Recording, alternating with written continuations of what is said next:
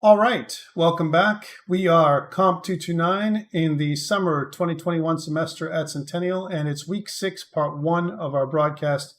And today we're talking about authentication and Express, and the course shell says something about JWT, which I'll briefly talk about today. Let's get into this. So we're sitting here kind of at almost at the bottom of the first half of semester. As I mentioned last day, there are quite a few videos to go through for this week to help you with assignment 2, as well as prep you for your midterm test, which is practical, which will be released on Monday next week. All right, so let's go into the course shell. So again, if you look at this week, again, some people may have done this, but if you haven't had a chance to, there are a few videos. One of them, which is authentication with JWT, is nice. It's definitely optional, but it really works well with separate front ends. So if you watch this authentication with JWT, it adds additional layers of protection.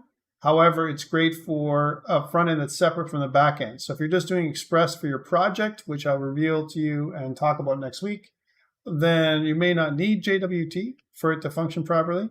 However, if you're planning to do something like use Angular or React, then JWT, authentication with JWT, which is JSON Web Tokens, are required. Okay, so just this video, but the rest, so for example, authentication with Passport, these two videos here, plus authentication navigation, as well as connecting Heroku, Mongodb, Atlas, would be required for this week's homework. Please make sure you go through these or you will not be able to complete assignment 2. I will give you whatever I can today to get you on the way. But again, you have all the details for assignment 2 and everything here.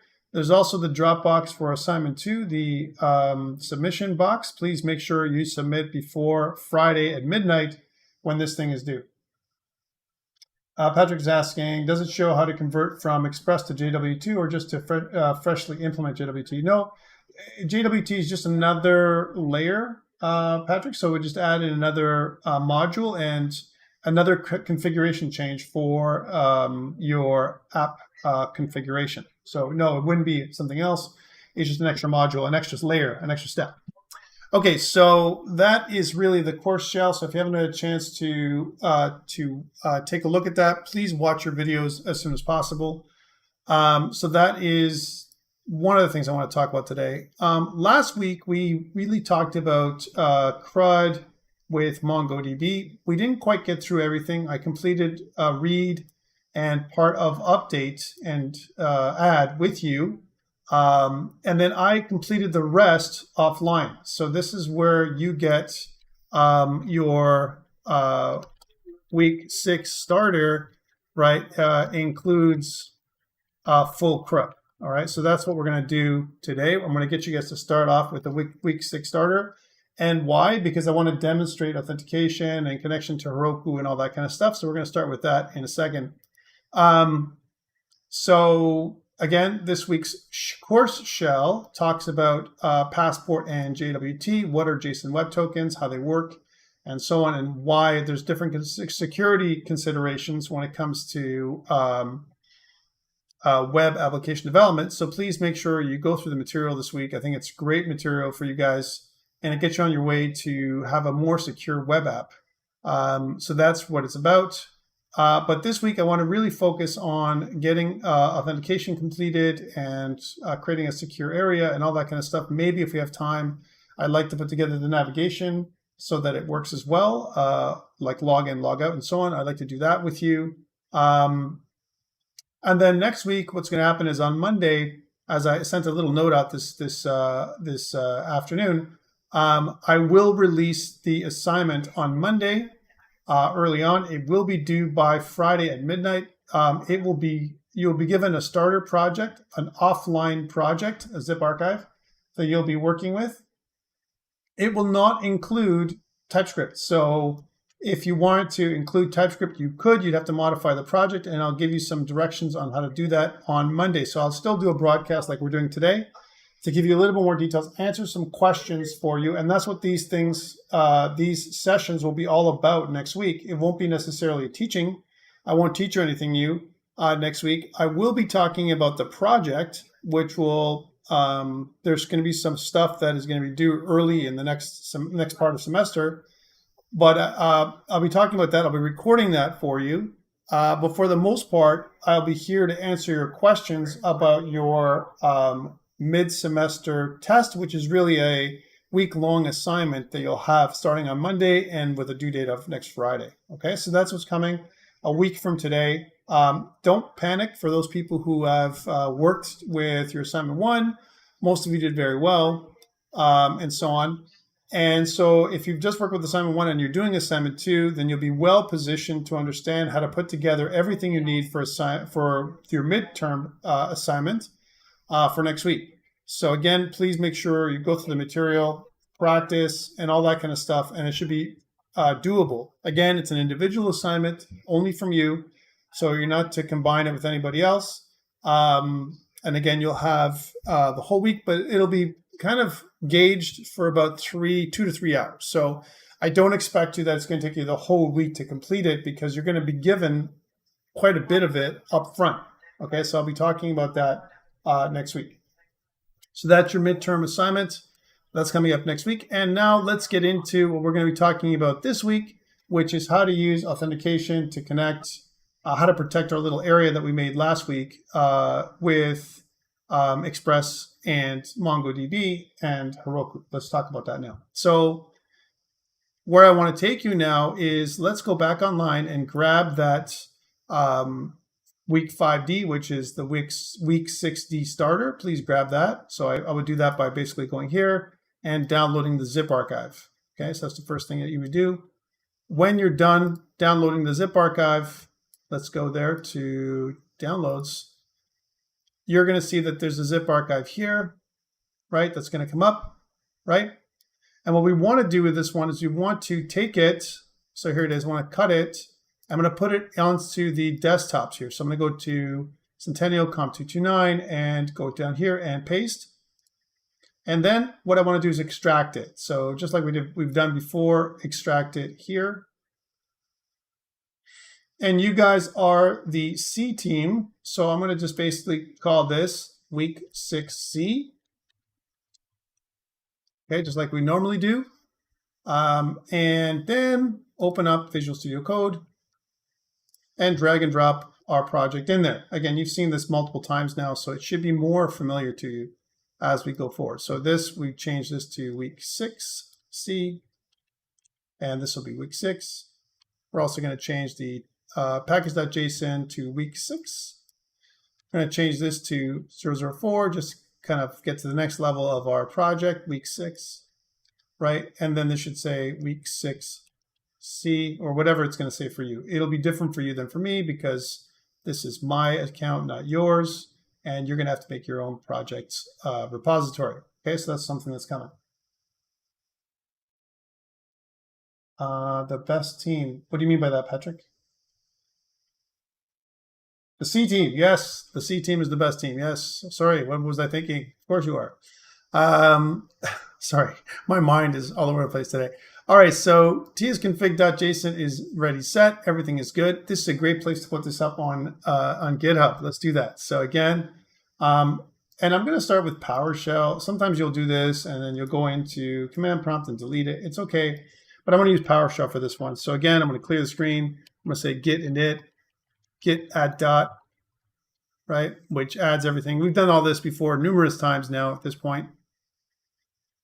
I also see that there is a update. It says manage new code update available. Let's do that now. If you see this update, just restart the update. It won't take long, typically, for Visual Studio Code to update. And it shouldn't be a risk for you to be down or anything like that. There you go. It says you trust authors of this folder, files in this folder. Yes, I trust the authors. Sure. There we go. All right, so some releases, they've added some additional things. Yay, fantastic. Let's continue. So, save this one and save this one. And we'll say again, git add dot, git commit -m, and we'll say initial commit.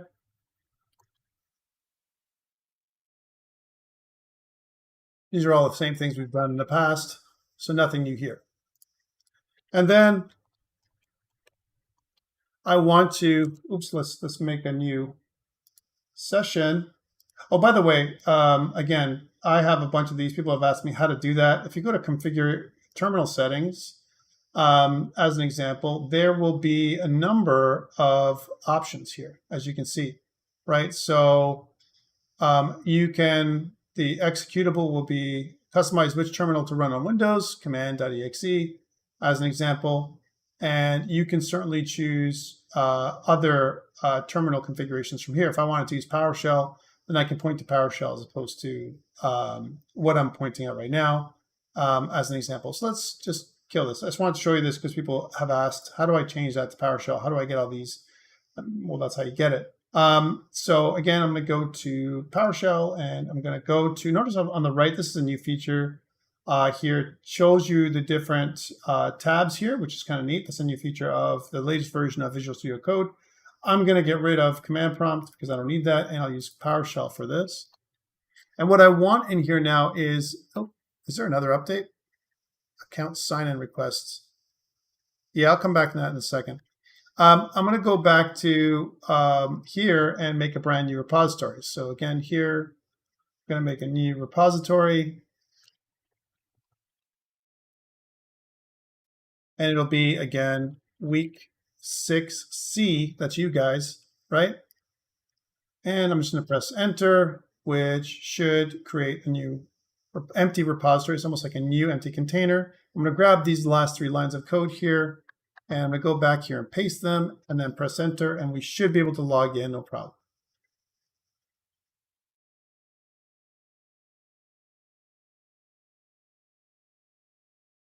There we go. All right, so that is my project. Remember that what we did last time is we always need to run it to see what's happening. I'm going to run the server for MongoDB here. So I'm going to just run in command prompt and type in Mongodb, right? And when I do Mongodb here for my command prompt, this kind of runs the server on 27017. And then what I can do is inside of Visual Studio Code, in another PowerShell if I want to. So let's add another PowerShell, right? Or another command prompt. Doesn't really matter at this point. I can type in Mongo. And what Mongo will do is connect to the to MongoDB server, and I may need this for maintenance and whatever. But notice that I have PowerShell here and Mongo here. I think this is a good addition to what we have going on in the terminal windows. I think it's pretty good. Okay, so this is great. I like what they've done here with the addition. Let's go back to PowerShell. So this is what I got here. Let's run nodemon in another terminal window. So again, here, I'm going to run nodemon at this point. And if everything goes well, it'll connect to localhost. That's nice. And you can see now I have node, which is nodemon, really. I have this. And if you notice, I can change the color. I can change the icon, which is kind of cool. I can also rename it. So if I want to rename this nodemon, so I know which one it is, I can do that here in the new kind of version of Visual Studio Code. This is nice. So nodemon, Mongo, and PowerShell. PowerShell is actually just me doing my commands, right? So that's what it does.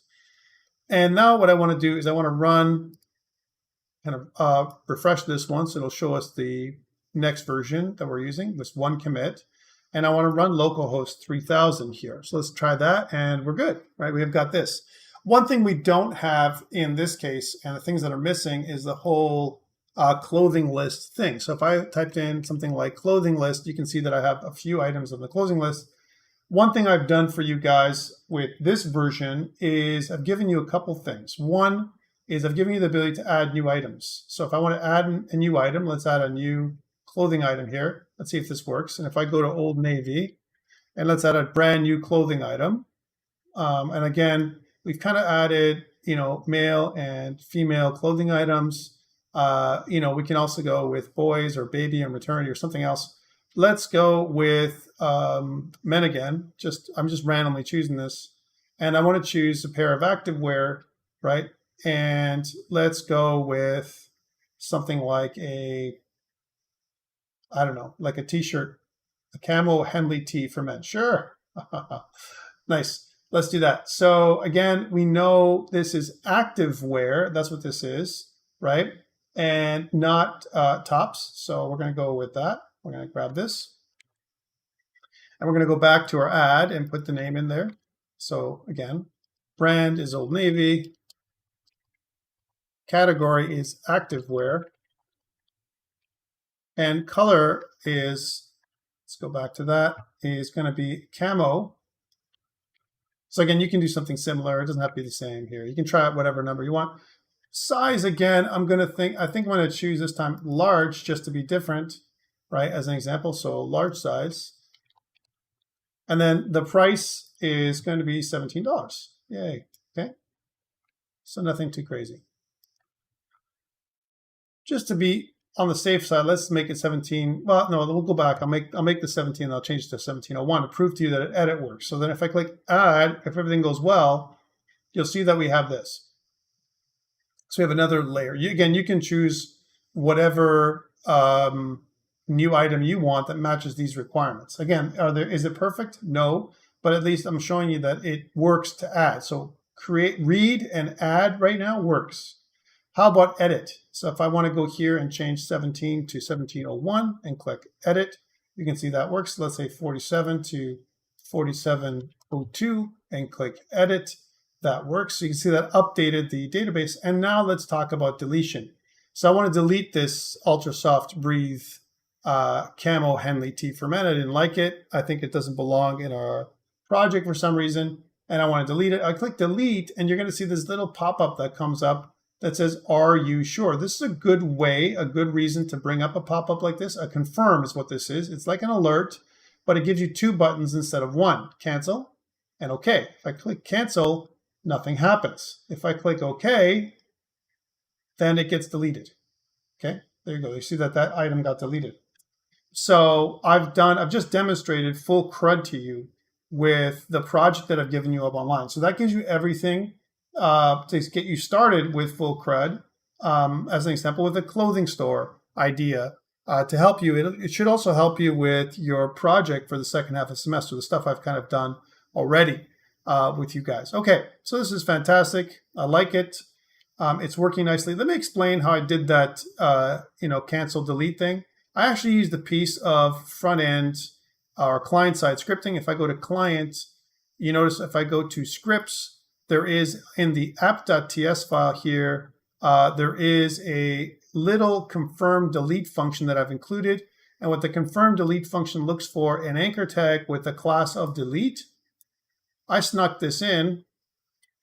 And then on click, it'll ask you if you're sure. If you're not sure, then it will prevent default behavior, so the click to work, and it'll send you to the wrong place. Obviously, it sends you to the contact list. This should say clothing list. Let's try this out. So clothing list, if you're not sure, it should send you back there. That's what this will do. Okay, that's what it should say. So that was actually wrong. I failed to update this. But that's what they'll do. It'll actually stop you, and it should send you back to the clothing list if you press cancel. Okay, location.href sends you back to the clothing list. So this is great. And what we do is we activate the confirm delete function in the start function when everything is loaded. That's how this whole thing works. So that's how it should work. And that's what I've done here, a little piece of jQuery. So where does this work? An anchor tag with a class, that's what the dot means, of delete.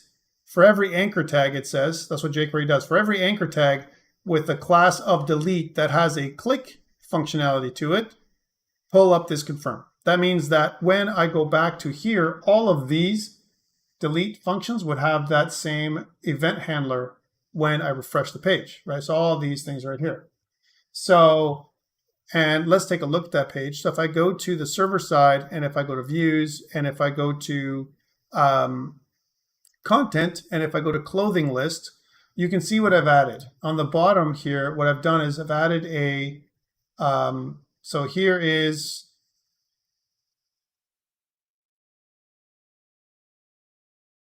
yes, here is a clothing list, and at the bottom I have an edit, and a delete button at the end of every column or every row. I have an edit and delete. And what I did was I added 2 more columns in here. There they are. And then I added in the edit and delete. Notice that the delete has the path, or the edit, it has the path clothing list and then edit followed by the ID. And the way I'm getting the ID is I'm looking at the clothing collection, and that for that particular item, I'm looking at the ID property and I'm feeding in the ID here into this route. And that's how it works. And then for the class, it has an extra class in here of edit. I've added this class in as my own personal class, all right? I did the same thing for the delete class. So there's the delete class. So when the delete class, an anchor tag, that's what I'm searching for with jQuery. Say, hey, anchor tag, here's the anchor tag. With a class of delete is clicked, right? Then instead of doing the deletion, which is following the anchor tag, don't do that. Just rejig and show me the clothing list again. That's what it should do. Okay, so that is the new table structure that I have going on right here. But as we said last time, and if you look at routes, I have the clothing route, and you can see that I have display clothing list. I have an add, an edit, and delete. This is full CRUD here. Again, I'm sharing this with you. I put this up last week, so you have it this week, so you can compare, kind of the old code that I put up last year and the new code that I put up this year that uses TypeScript. So you have examples of that both ways, right? If you wanted to use that thing. Okay, this is great, but the problem is right now, anybody, and you saw that, anybody can, with the link clothing list, should be able to go in here and add, edit, and delete items from my clothing store. That doesn't make any sense. There should be a secure area for that. Okay, so that's what we're going to tackle today. How do I make a secure area for my clothing list store? Okay, because that's what I want to do. So, let's get to it. I'm going to go to, first of all, I think what we need is to update our navigation just a little bit. Okay, so I don't want to do a lot of changes to our navigation, but just a little bit to add in some additional navigation and a link so I can see the clothing list without me putting it in manually. I think we need to do that. Okay, so again, what I want to do is there should be a top level link to the clothing list, right? And there's a couple ways to do that. One, I can protect the entire thing. So you can't even see that there's a clothing list option here in my page because you have to be logged in to get clothing from me. That doesn't make any sense. I'd rather just be able to see at least this part. And then if I want to do any of these things, that would be changed. You wouldn't have access to do add, edit, or delete. I think that's where I want to go this time around. Okay, so one thing we need is the clothing list link that is going to be added into our navigation. Let's add that in at the end of our navigation page. So again, if I go back to components, I can go to header, and you can see here that I have my home, about, project, services, and contact. I want to add another list item. Let's do that. I'm going to make it separated so you can see the one thing and the other, and we'll add a little bit of kind of commenting here so we can see that this is the clothing list secure area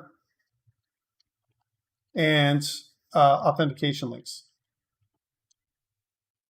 So that's what this is,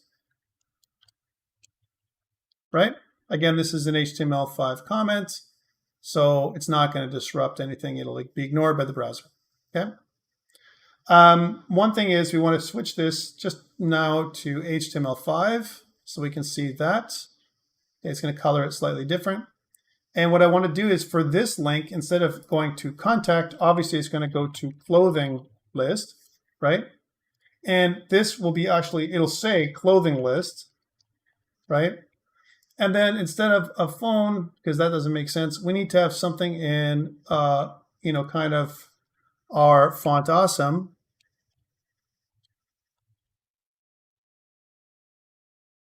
We can go on Font Awesome icons and see if there's something like clothing in here. So if I said something like clothing, you might see something like a t-shirt or something else, and this is not bad. You know, and there's also some funny things like user astronaut, that's pretty funny, or socks or something else that you might want to have in here. And I think I'm just going to choose the t-shirt because that kind of points to clothing more than anything else, not because it's the best thing at all. So again, t-shirt is what I want. So if I look at t-shirt, you can see that it's FA t-shirt that I want to choose here. So t-shirt, right? And FA large. And that'll be the new clothing list link because I need to be able to access that right away. And if I go up to here and go to my localhost and press refresh, then I should be able to see a clothing list link on the right-hand side now. Okay, so if I go to contact and then go to clothing list, there it is. Let's put this up on GitHub. So again, backtick, I'm going to go to PowerShell. I'm going to click on git add dot, git commit -m, and I'm going to say added clothing list link to main nav. Git push. And that'll push everything up to GitHub, which should give you a link, some way of getting to the clothing list. Okay, we need that. If you don't have that, can't get to the clothing list unless we type it manually.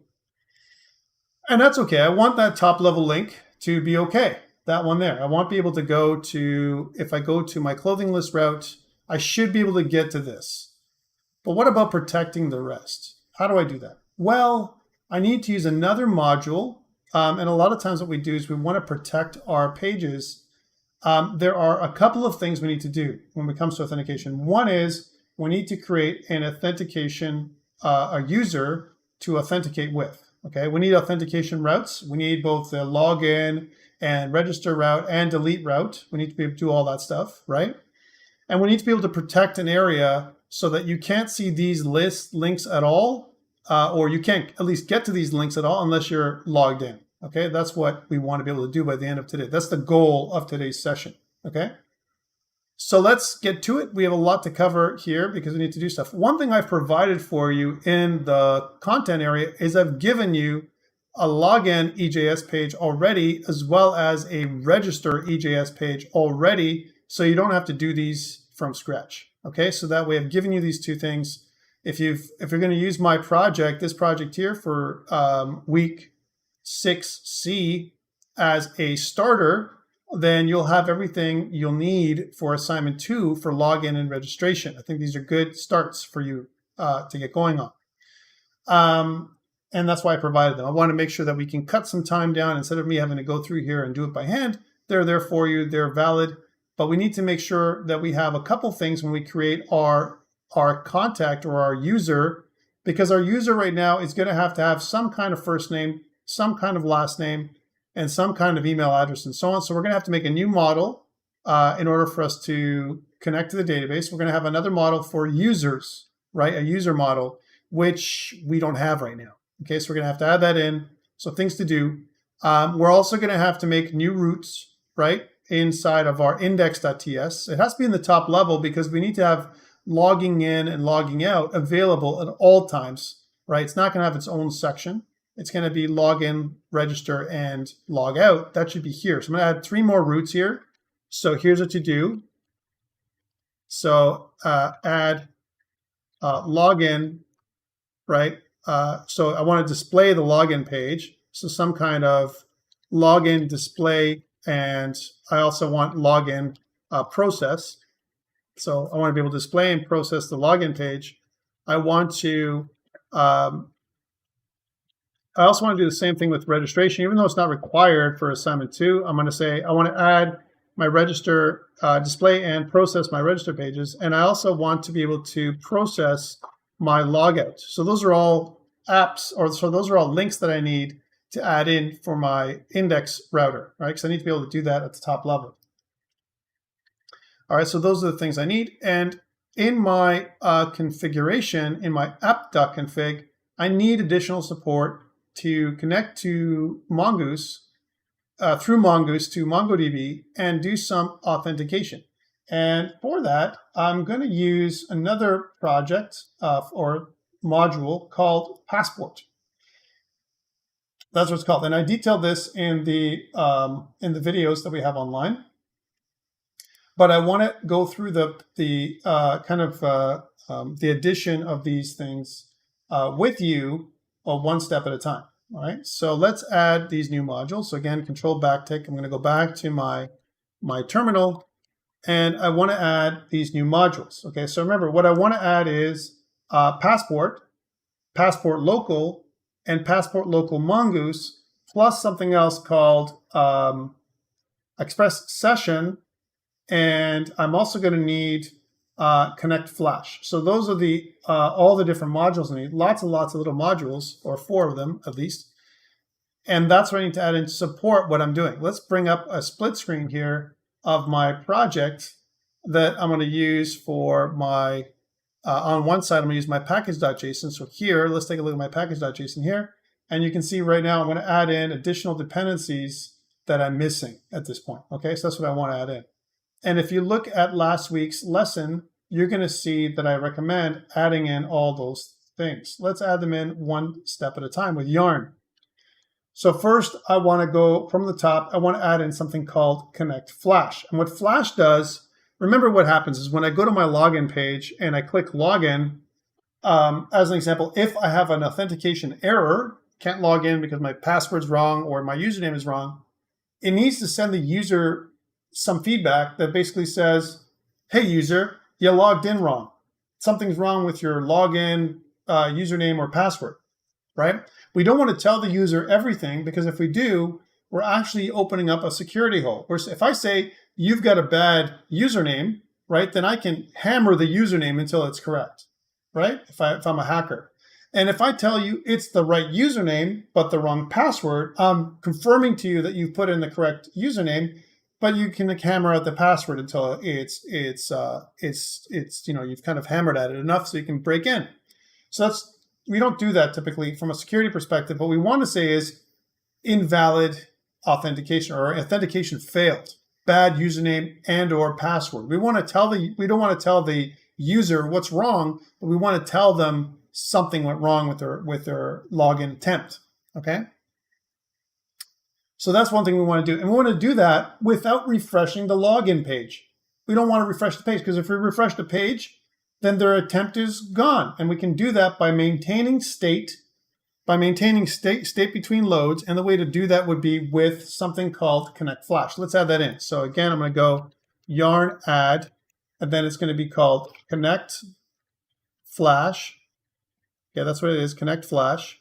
And then that's going to be added in as a dependency. Okay, so connect flash now is at 0.11, right, as an example, and that is the same as it was pretty much this year. Okay, next, I want to add something called CORS. Okay, CORS is cross-origin resource sharing, and I want to be able to activate that, because sometimes what happens is if we want to use the server or get information from the same server from within the server itself, it could cause an error, especially when it comes to authentication. And it'll also prepare us if you need to use JWT in the future. So I want to do that. I want to get CORS, cross-origin resource sharing, as a module. So I'm going to say yarn add CORS, right? And that will be good. Same version as before, 2.85. So that's module number 2. So again, I've added in connect-flash and CORS. Next one, express session. We're going to start off with a session kind of token is what we're going to use, or a session cookie. So let's do that. We're going to say that yarn add express session. Again, we'll be leaving express session behind and not using session-based authentication in the future when we use JWT. We'll be using JSON Web Tokens instead. Let's add that in for now. Express session. It should be added in at 117.2. Last time I did this, which was just a few months back for me, was 117.1, and that was good enough. It's already improving, so they're continually updating. This is good. Next, what I want to add in is the 3 modules or 4 modules, let's say 3 for now, that gives me support for passport. And again, if you wanted to look and see what that is, so all the stuff we've added in, if we added in connect flash, all right, so connect flash is an NPM module, right? That's what it is. So that's what we've added this in. And it's basically allows us to maintain state. And we did this, connect flash. We also added in express session and CORS, right? So express session, right? So there's express session, another NPM module, right? and we've done this. And now what we want to add in is passport. There's actually really good support for this. It has its own page. Passport allows us to do a couple things. We're going to use Passport, and we're going to use Mongoose because Mongoose is another version of Passport. Passport is the basic module, and it allows you to extend Passport so you can connect through your database, and you have a different type of strategy you can use. So the most common strategy is this username and password strategy. And when we go there, you can see that I need another module called Passport Local. So a strategy is just a way of authenticating. There is also another type of strategy. If I use something called OAuth, OAuth meaning I want to use third-party authentication. Example, I have Facebook, Twitter, or GitHub, or Google, or something else, LinkedIn. I have an account with them, and what we want to do is create a third-party trust relationship where if Facebook trusts me, or Instagram trusts me, or Twitter, or whatever you want to choose, if one of those strategies trust me, then therefore my server trusts me. Because if my server trusts Facebook, as an example, or Twitter, or whatever. So it creates that kind of a triangle of trust, if you will, where since the server trusts Facebook and Facebook trusts me, therefore the server trusts me, and I can log in through Facebook authentication with their credentials. We don't store authentication on the local server, but rather keep it inside of Facebook or Twitter or whatever. So that's called OAuth, and that's another strategy. Let's see how that looks. If I was going to go with Facebook, you can see that there'd be another module to download, npm install passport Facebook. We're not going to do this. We're going to use Passport Local, and we're also going to extend Passport Local with an additional module called Passport Local Mongoose to give us support for Mongoose and MongoDB. Let's do that now. So going back to this, we need two additional modules, or three. We need a yarn add passport. That's the first one. So that gives me general support for authentication strategies, okay? And then we need a yarn add passport local, which supports the username and password strategy, right? So it's going to allow me to log in with username and passwords, which is a very common strategy, of course. Let's add that in. So that gives me that, okay? And finally, I want to be able to connect through Mongoose to MongoDB because that's the kind of database I have. And there's some helper modules for that. I can do yarn add passport local Mongoose.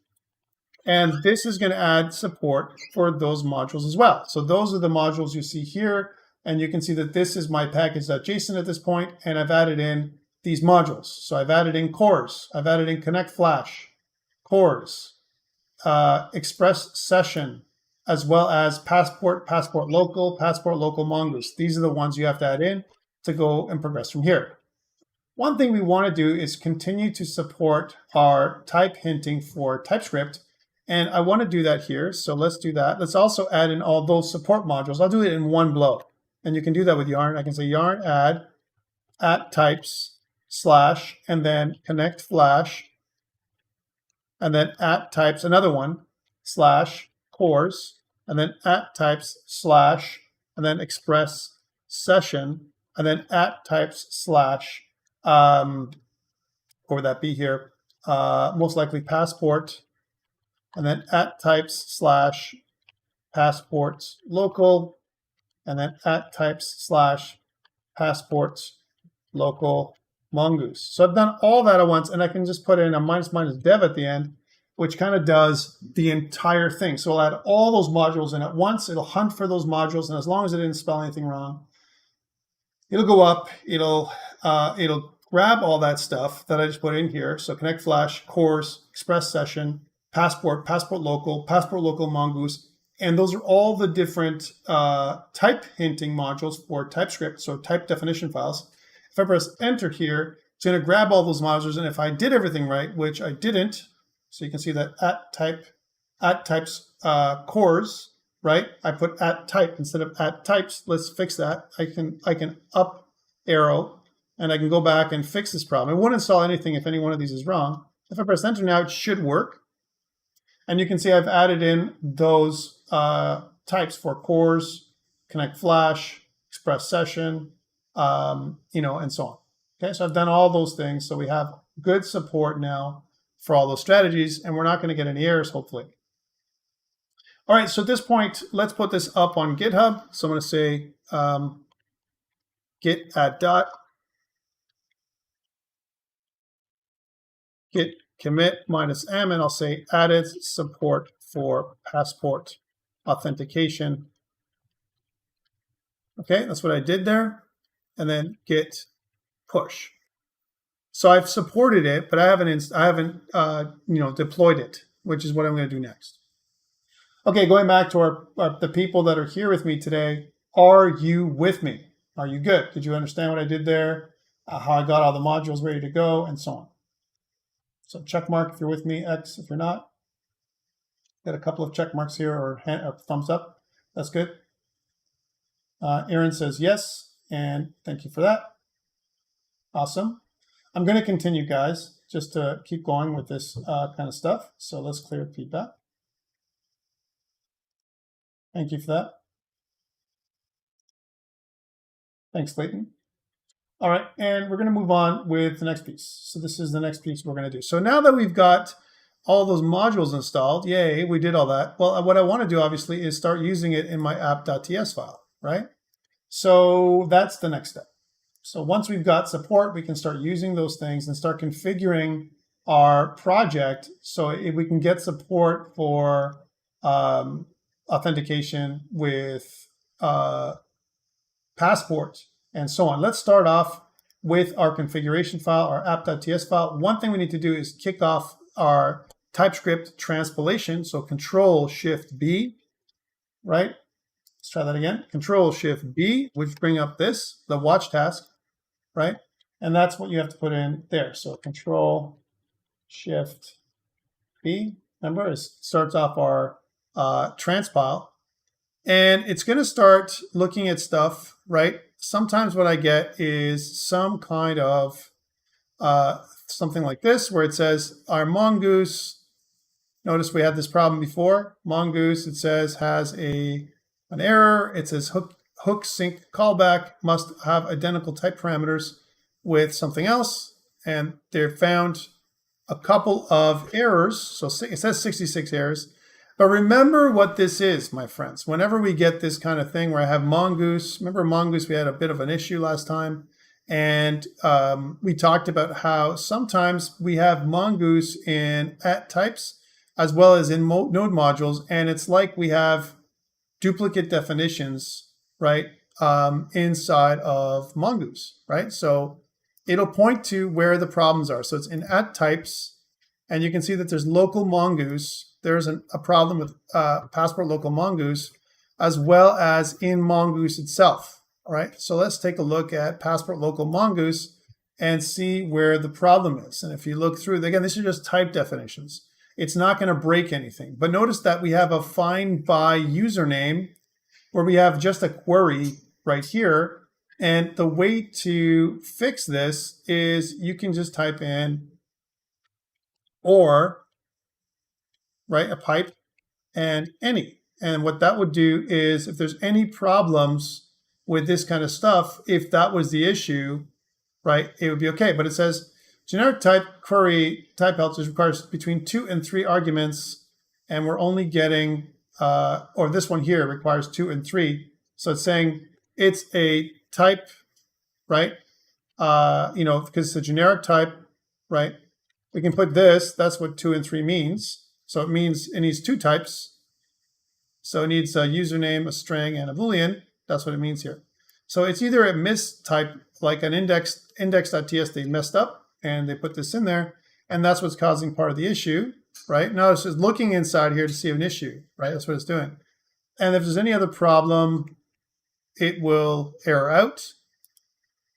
And that seems to fix it for 1 degree, but then we still have an issue here where, again, these are just type definition files. So if there's any issues whatsoever where we double declare, it says definitions of the following conflict with those of another native, Mongoose schemes, and so on, right, as an example. And Passport local Mongoose also has the same thing, right? As an example. And again, these are just type definition files that have issues inside of their types. So again, if you look down here, if I jump to the error, then there's a double declare, right, where I declare this, and there's also another area here where I declare query of any, right? And this needs, it is a conflict, right? So a couple ways we can do this. Remember, these are just helper modules. So one of them, the node modules we need, right? So I need the actual node modules, but I have a problem with passport local Mongoose, so we can remove it, right, if it's conflicting. And I recommend that. If you have a conflict like this with your code hinting, just get rid of it. And again, this will be resolved in a future version of the code, but why go through it is what I'm saying. Just, I'd rather, instead of doing the watch task and having that error, just remove the helper module passport local Mongoose. So again, what you would do is you would say something like yarn remove, and then at types, and then passport dash local dash Mongoose, and then minus minus dev, which will effectively remove that module from here, right? So if I refresh, you can see that that module is gone, and it should relieve our pressure, now when it comes to our node modules. And let's see what happens if I have problems, right? And it says in our output file, here's my terminal. And if I go to my watch task, as an example, right, here's my watch task, it shouldn't give me any errors anymore. We can stop this to check it. It says yes, right? And if I rejig my watch task, so this is how you can check to see if there's errors. Let's do it again. So Control-Shift-B for my watch task. And if I go watch, it's going to show me if there's any errors or not. And if it doesn't, then we're flying. There we go, found 0 errors. Awesome. And that's an important thing to get to, because we want to make sure that I just get rid of this, and that should get rid of our modules. And I think we're good to go. Sometimes you get to that. And again, they resolve them later on. Type definition files are there for support. Remember, there are the difference between dependencies and dev dependencies. Dev dependencies are cool, but dependencies are the ones we really need to make everything go. Okay? Awesome. Let's do the next part, which is configuration. Start off with our app.ts, and we want to, sorry, not here, but on the server side, app.ts under config. And we want to start thinking about additional modules we need for authentication. So we've got Mongoose and we got our router, but I want to add in another section for modules for authentication. So again, modules for authentication. And we're going to say, I want to import session, right, from express session. That's the first one. And I also want to import passport from passport.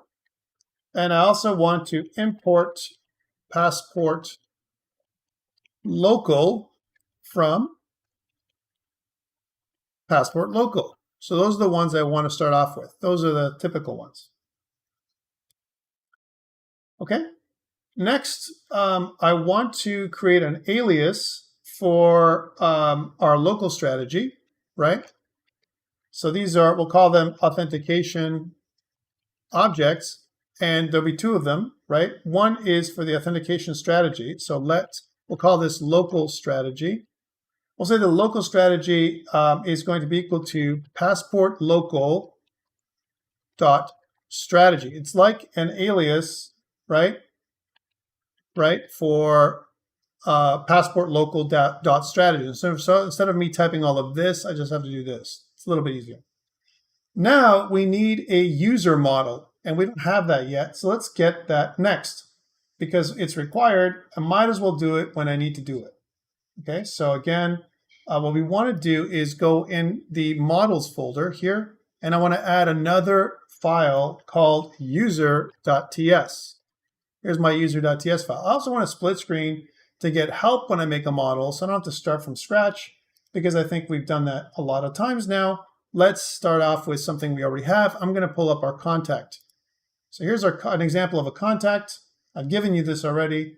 I want to make a user. What is the user going to be looking like?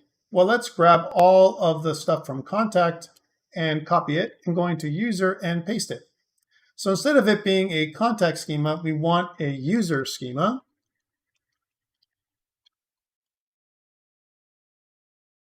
All right, and instead of full name and then email address and contact number, remember we had a different set of properties, and you can get a reference to these, right, as an example from our forms. I made a couple forms for you. One was a login page, and the other one was a register page. Register might be the best way to look at that. So here's register, and you can see what we have in here.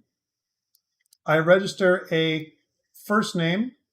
I register a last name, but really all I need is some kind of username. And then what I can do is I can get the username from down here. This is my username. And what I also want to do is I want to create a display name. Okay, so those are the things I want to do. I want to get a display name and, of course, a email address. So I want these following things. Instead of these, I want a username, which is going to be a string. I want an email address, which is going to be a string. I want a display name, which is going to be a string, and it's going to be a combination of my first name and last name. Okay, that's what I want to do. That's my display name. I also want to keep track of a couple of timestamps. One of them is going to be when I create the user, and the other time is when I update the user, if I change the password or something like that. So I can say there's two timestamps. One of them is created, and I can show you a different way of creating a variable type. I can say that this type is of type date. And I also want to say that the default, when I give some default data, I can load default data, which is if I don't add something, let's add some date.now default data. So that is the default data that I want to have. And this is the created property. So when it's created, it's a timestamp, the created timestamp. And I can do the same thing with updated. So I come and add in another one called updated. So created and updated. So when I update the username, or I update the password or email address, this will update. And also, I want to change the collection from contacts to users, right? So this is the thing. And down where it says const model, right? I need to do a couple of additional things here that I'm missing, but let's start off with what I want to pull off here. So I definitely want to do, instead of contact schema, I want user schema. That's what I want in here. Okay, and that's a regular model. Yay, that's great. But it's got to be a local strategy that I want to use. So this is where we include our passport local mongoose. Let's do this. So I'm going to import a new thing called passport, right, local mongoose. And I'm going to say that that is from our passport local mongoose. There it is. And so that is the passport local mongoose module that I have before. Okay. By the way, it says it's declared by the value is never read. That's okay, because that's just an error that says we need to use this thing. We're going to do it down here. What I want instead down here is I want my user schema to add a plugin. So I'm going to say that I can plug in stuff to my user schema. So I can say user schema dot plugin, and I can plug in the passport local mongoose module. Right? So I can say that this user is actually using passport local mongoose in here instead of just a regular module. So passport local mongoose is what I want to add in. Did I erase the passport local mongoose, or did I erase, what did I do? That shouldn't be that error. Let's take a look here. And did I erase it from dependencies? No. I erased it from here, which is the types. And that's why I'm getting this weird error. Again, I'm not really worried because I know it's going to work. Next, but we're going to fix this error. I want to cast my user schema. I want to cast my user schema as a passport local schema. So I'm going to say And what I want, just by the way, is I don't just want the Mongoose stuff anymore. I also want to add in something else. So I can type in passport, right? And then what I want is local schema from Mongoose, okay? So that's what I want. This passport local schema is actually something that is going to come from Mongoose. I know it gives me a little bit of an error right now, but I'm not concerned because I'm going to fix it in a sec. I'm going to do a couple things to fix it. Let's go back down to our contact and say, for user schema, we want to cast it as a passport local schema. Okay, so that's what we're going to do here. And what this will do is it will absorb what passport local schema will give us, so it'll change the user schema to add additional functionality. All right, so this is new. One thing also that we're going to have a problem with is for the model. And so here is something we can do if we want to declare a global document that is, what is a user, right? From a global document perspective. Let's do that. We can declare something called global, and global is actually a class declaration that we can make. We can say that we want to export a type called user document, right? Which is equal to a mongoose.document. And I want to include the following things. I want to say that my ID is a string, my username is a string, my email address is a string, and my display name is also a string. So why am I doing this? What this does is it gives me something called, I'm creating a new type called user document that I can use later on when I create a document later on in my code, right? So that's what this does. Okay, I know it's kind of weird. And when you look at this, you're like, wait, what?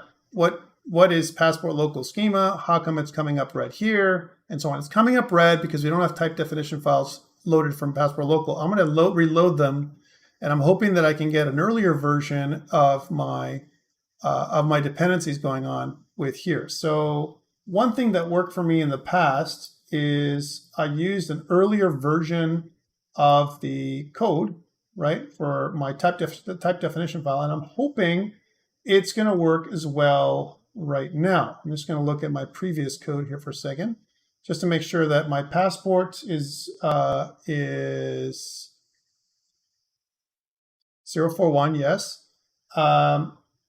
Passport local is 100, that's good. Passport local Mongoose is 610, that's all good. So these are all good. So the age of my files, the actual dependencies are good. These are good. Where I had a problem is these ones. All right, this is where I had issues with code hinting. And I can tell you where they are. So passport 106, that's good. Passport local 1033, that's good. Passport local Mongoose, and this is what you can do. You can type it in by yourself. So try this this thing here. So you can say that at types, and then passport local Mongoose. This is something you can do here. And then with I'm looking for something that's greater than 4.0.13. Okay, not 4.0.14. That 4.0.13 worked for me last time. And I think 4.0.14 has some kind of conflicts with the new stuff that I put in. So that should work. Connect Flash was at 0036. That's good. I'm looking at my previous stuff. 2.8.10, that's good. Express Sessions 117.3, all good from a code hinting perspective. But how do I make this work? I need to do a yarn install. So again, control backtick, and I'm going to go to PowerShell. And if I did a yarn install, then it's going to kind of add any modules that I'm missing, right? So for example, if I need a at types module, right? And at types, if I want to add in passport local Mongoose now, we have that error, but it may not be as bad as we had before because of my previous version of my code, right? So this is kind of a version that I've used before. And sometimes we need to do that because things are changing. Look at this. So query T And it says that when I hover over, it says generic type query result type helpers requires between 2 and 3 argument types for passport local Mongoose, right? And I know I changed it in the past to make it work. I think I just went T and T, or I changed this to any, one of the two. So if this doesn't work to T and T and it causes issues, right, then I can change it to any, and any should resolve problems. I'm pointing this out because sometimes we have to do this because we're just getting some code hinting. But what happens with what I really care about, I don't care about this as much. I care more about what happens with our code, right? So what happens with our user? And now you can see that this lights up. And so does this. So passport local actually works. And all this stuff actually works. So even though I'm getting a bit of an error that's showing up here, right? I don't care as much about this kind of error. I mean, I wouldn't want this error at all under node modules, Mongoose, and this. And maybe what I need to do is to fix this further. I'm going to have to make this any and any, whatever. Maybe it's that's going to fix the problem. I don't know at this point because remember, this is the first time I'm encountering this error, and I don't know the reason behind the error that I'm getting. But you can see that I've got several other errors where you can see the same thing. So I believe it's just a version of Mongoose, the Mongoose support that I'm not getting, and I'm not going to putter with this too much because at the end of the day, it's just code hinting for me anyway. Okay, so I'm not going to modify this. This is the actual module. So this is the actual, so this is at types. And you can see that if I go down here, this is also a module I can change, even though this is something that's been made by Mongoose itself. Remember, I had some issues with this previous. I'm going to leave this alone, and I'm going to eat the error that I'm going to get from my type declaration files that are clashing right now, and accept the support that I'm going to get from this, which is what I really want. So this is the way to do it. Again, not optimal, but it is what it is. You have to make do with type definition files compared to some of the older ones you get. So now that I have this is my user. Let's put this up on GitHub. So again, I'm going to say git add dot, git commit -m, and we'll say added the user model. And then git push. So that'll be the main thing that I've changed. So I'm pushing this up to GitHub. Awesome. Excellent. So now that I have the user model, I can go ahead and continue doing the configuration inside the server files, right? So again, I want to go config app.ts, which is here, right? And I want to continue with my authentication stuff. Let's get rid of this, anything that's errored up here. So I don't want to see errors. I want to continue with what I'm doing. Okay, so I made a local strategy. And what I want to do now is add a reference to the model, just like we've done before with the model in our router. We want to add the model here for our user, okay? Because we want to be able to log in our user later on. So it's going to be an import, right? And I'm going to import user from /models/user. And what this is going to do is it's going to give me a user. Notice my user is actually a mongoose.passport local model. And I got this because, remember, I cast user in here with a user schema. I defined the user schema as normal, but I had a plugin for my authentication, which I used passport local mongoose. And then I cast my user as using a passport local schema. Passport local schema gives me additional methods that I can use to log in with, right, for support in TypeScript. All right, let's continue. So this is the first part. The first part is adding everything in and creating a model for my user. Okay, yay. Next, I want to add a module, right, for authentication messaging, right, and error management, which we've done before. And that's the Flash module, right? So we're going to import Flash from connect Flash. Okay, we're going to kind of put that together. These are all configurations, one step at a time. And I have my index router and my clothing router. I'm not going to add anything different there. My configuration is going to stay the same. My database configuration for now is going to stay the same, but instead of using a local URI, I'm going to switch this to a remote URI, hopefully later on today. And my DB is still going to be the same, my connection and all that kind of stuff. That's all going to remain good, right? But let us continue going down the path of authentication. One thing I want to use is CORS. And CORS is the ability for me to have cross-origin resource sharing. So add support for CORS, right? Cross-origin resource sharing. And that is app.use CORS. So that's new. And of course, I want to have a CORS object, right? So that's what I want to use there. So app.use CORS. But in order for me to have CORS, I need to install it somewhere. And we need to do that up here. So I had some authentication objects that I added in. I did local strategy. I did this stuff. So we want to have modules for CORS. So modules for CORS. And that would be import CORS, right, from CORS. And that will save that error, right? So that makes it so I can use CORS, which is cross-origin resource sharing. Sometimes it happens when you use an Express server and you're trying to get authentication and your views from the same place. Okay, so that's what saves that error. And also prepares us for JW2 if you want to use that in the future, but that's what it does there. Okay, so that's your CORS.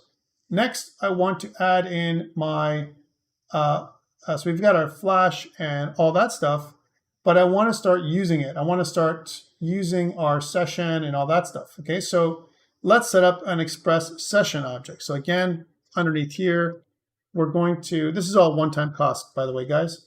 We're going to use Express session, and we're going to say app.use, and we're going to pass in the session object. And in here, I want to, shouldn't be like that, should be like this. Sorry, guys.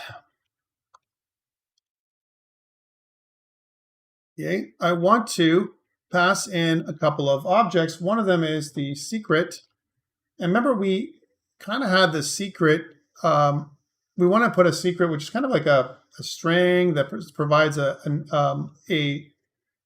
of a secret or a key to get into the database for authentication and to help us create secure passwords. That's what the secret is. We don't have such a thing here, but what I want to do is inside of our database, where I have local URI and hostname, let's make a secret, property as well. So we'll say that in our db.ts inside of the server folder, we're going to add an export const. We're going to call this secret, and we're going to say that the secret is a passphrase. We're going to call it some secret. That's going to help us with developing a secure password. That's all it is, some secret, whatever that is. You can change this for yourself and make it your own.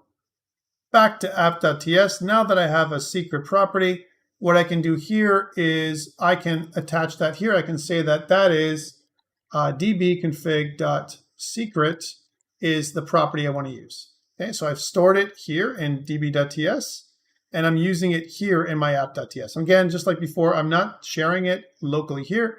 I've put it in my configuration files, which later on I can hide so you can't see it right away. Okay. Again, I cover a lot of the same stuff in my videos. I just do it maybe slightly differently because I'm using TypeScript. Okay.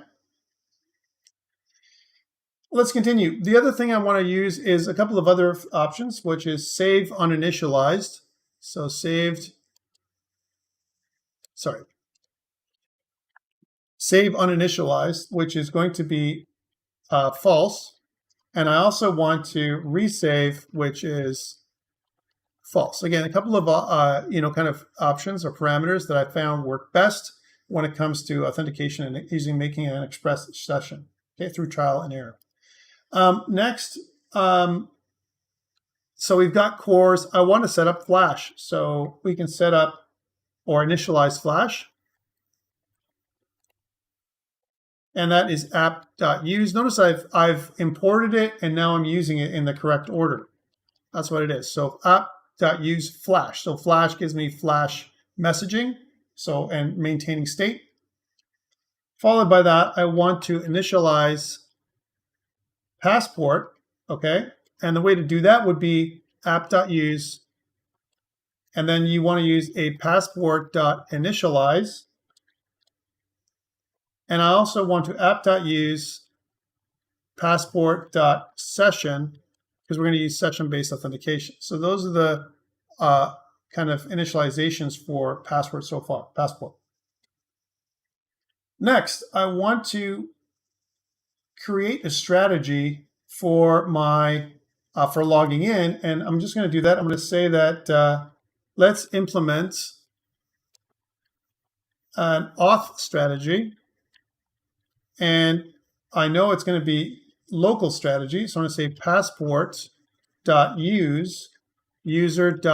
And this is what I got from the extra thing I talked about, the extra method that you won't get if you don't use that passport local Mongoose, right? It gives you create strategy as a method that pops up. It doesn't give you an error here. Otherwise, if you didn't use passport local Mongoose in your type definition files, you would get an error here saying, I don't know what create strategy is. So that's why we included passport local Mongoose, and I made all those weird dances around the type definition file to make it work.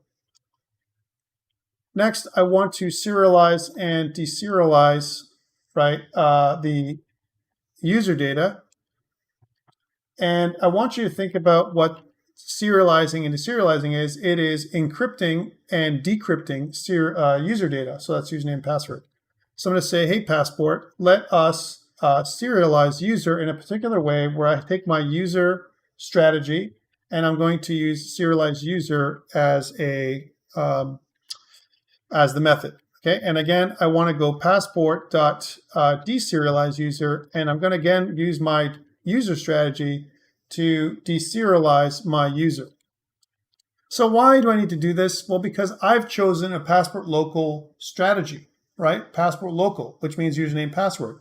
If my user was not using passport local, but was using Facebook or GitHub strategy or some other strategy that I could store my username and password somewhere else, let's say GitHub or LinkedIn or Microsoft or whatever, right? Then then the user strategy, which I've cast as passport local, would be cast something different. And so I would plug in a different serialization and deserialization strategy for that circumstance.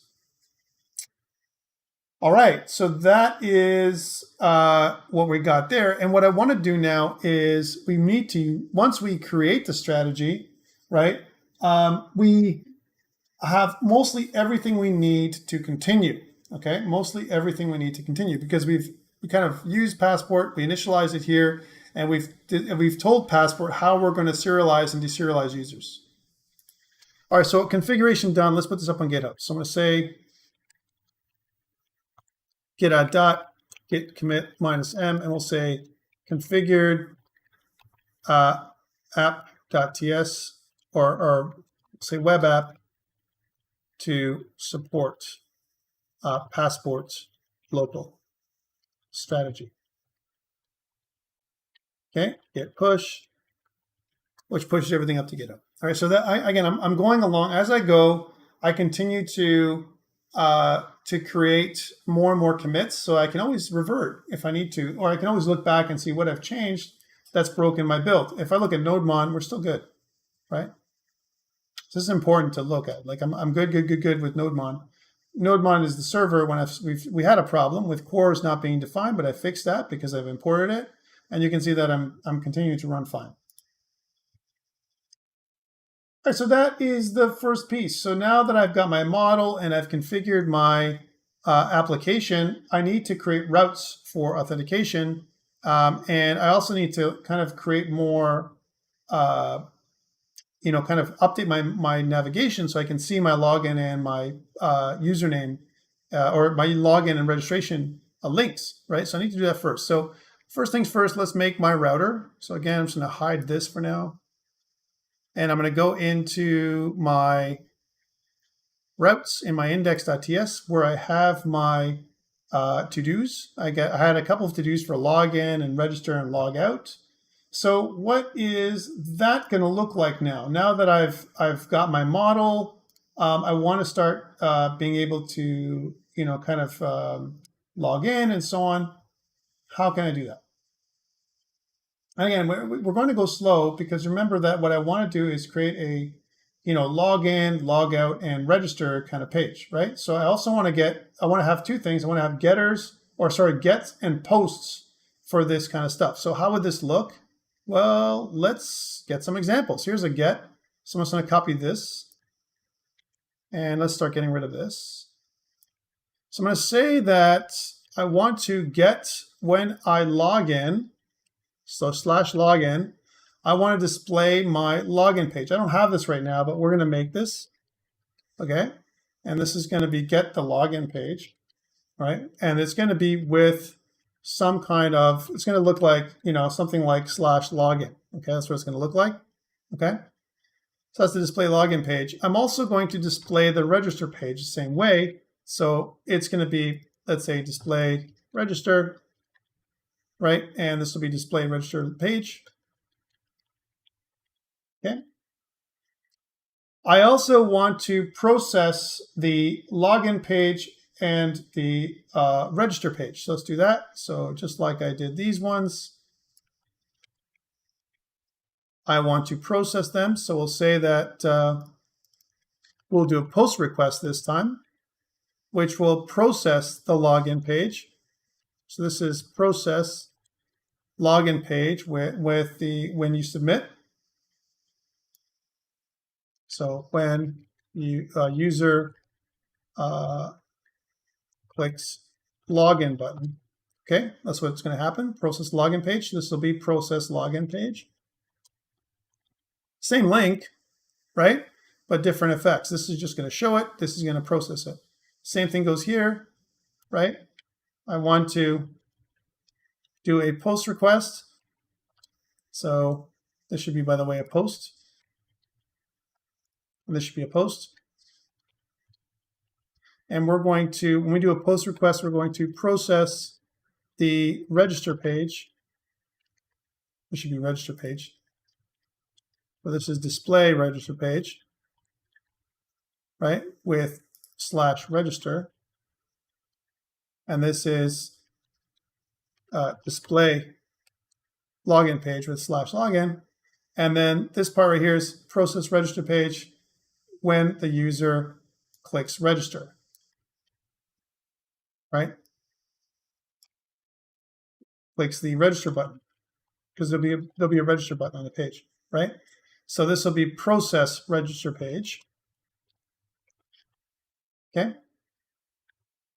So I got these new links. And the last one is when I want to do a log out. I need a log out. We don't need a post for that because we're not going to click any buttons. We're going to do it with a get request. So we're going to do a get request where we process the logout page with a /logout. Whenever our user does a logout, then it's going to process the logout. Okay.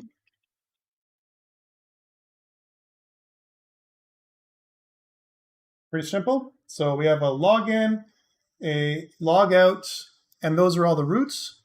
But remember, all of these functions don't mean anything right now. We have to program them in the controller, right? So let's bring up the controller so it's side by side.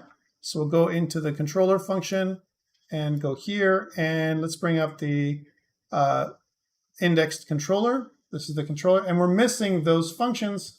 Let's put them in. So again, what we want to do is we want to see how those controllers work. But we need, in order for me to do any kind of log in, log out, I need access to the user object. I also need access to passport, right? So those things that I'm missing here, I only have express. Let's add those include. So I'm going to import passport from passport. We need that. And I'm also going to have to create an instance of the user model, right? Which we already have. We can say import user from /models/user, right? So the user model can be added in because we need to do work with the user model here in our pages. And then we want some additional functionality later on, but right now, all I'm looking for is I want to be able to display the login page and all that kind of stuff. So how is that going to look? Okay, how is that going to look, that display login page? Let's do one step at a time. So again, I'm going to go here, I'm going to export, and I'm going to call this function display login page, right? We need a request, response, and next object. Let's just pull this across so you can see it in all of its glory, like normal. I'm just going to pull all these in there. These are all normal, right?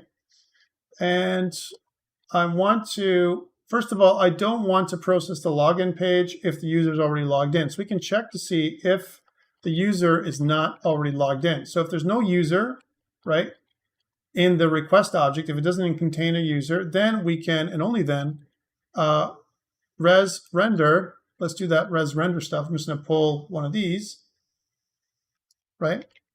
I want to res render in the index controller, right? I want to have my title being, as an, again, will be login.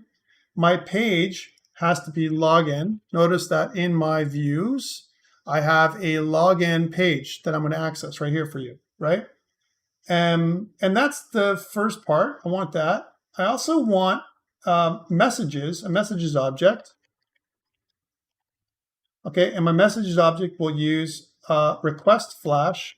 Okay, we don't know what that is yet, but it's going to be the login message.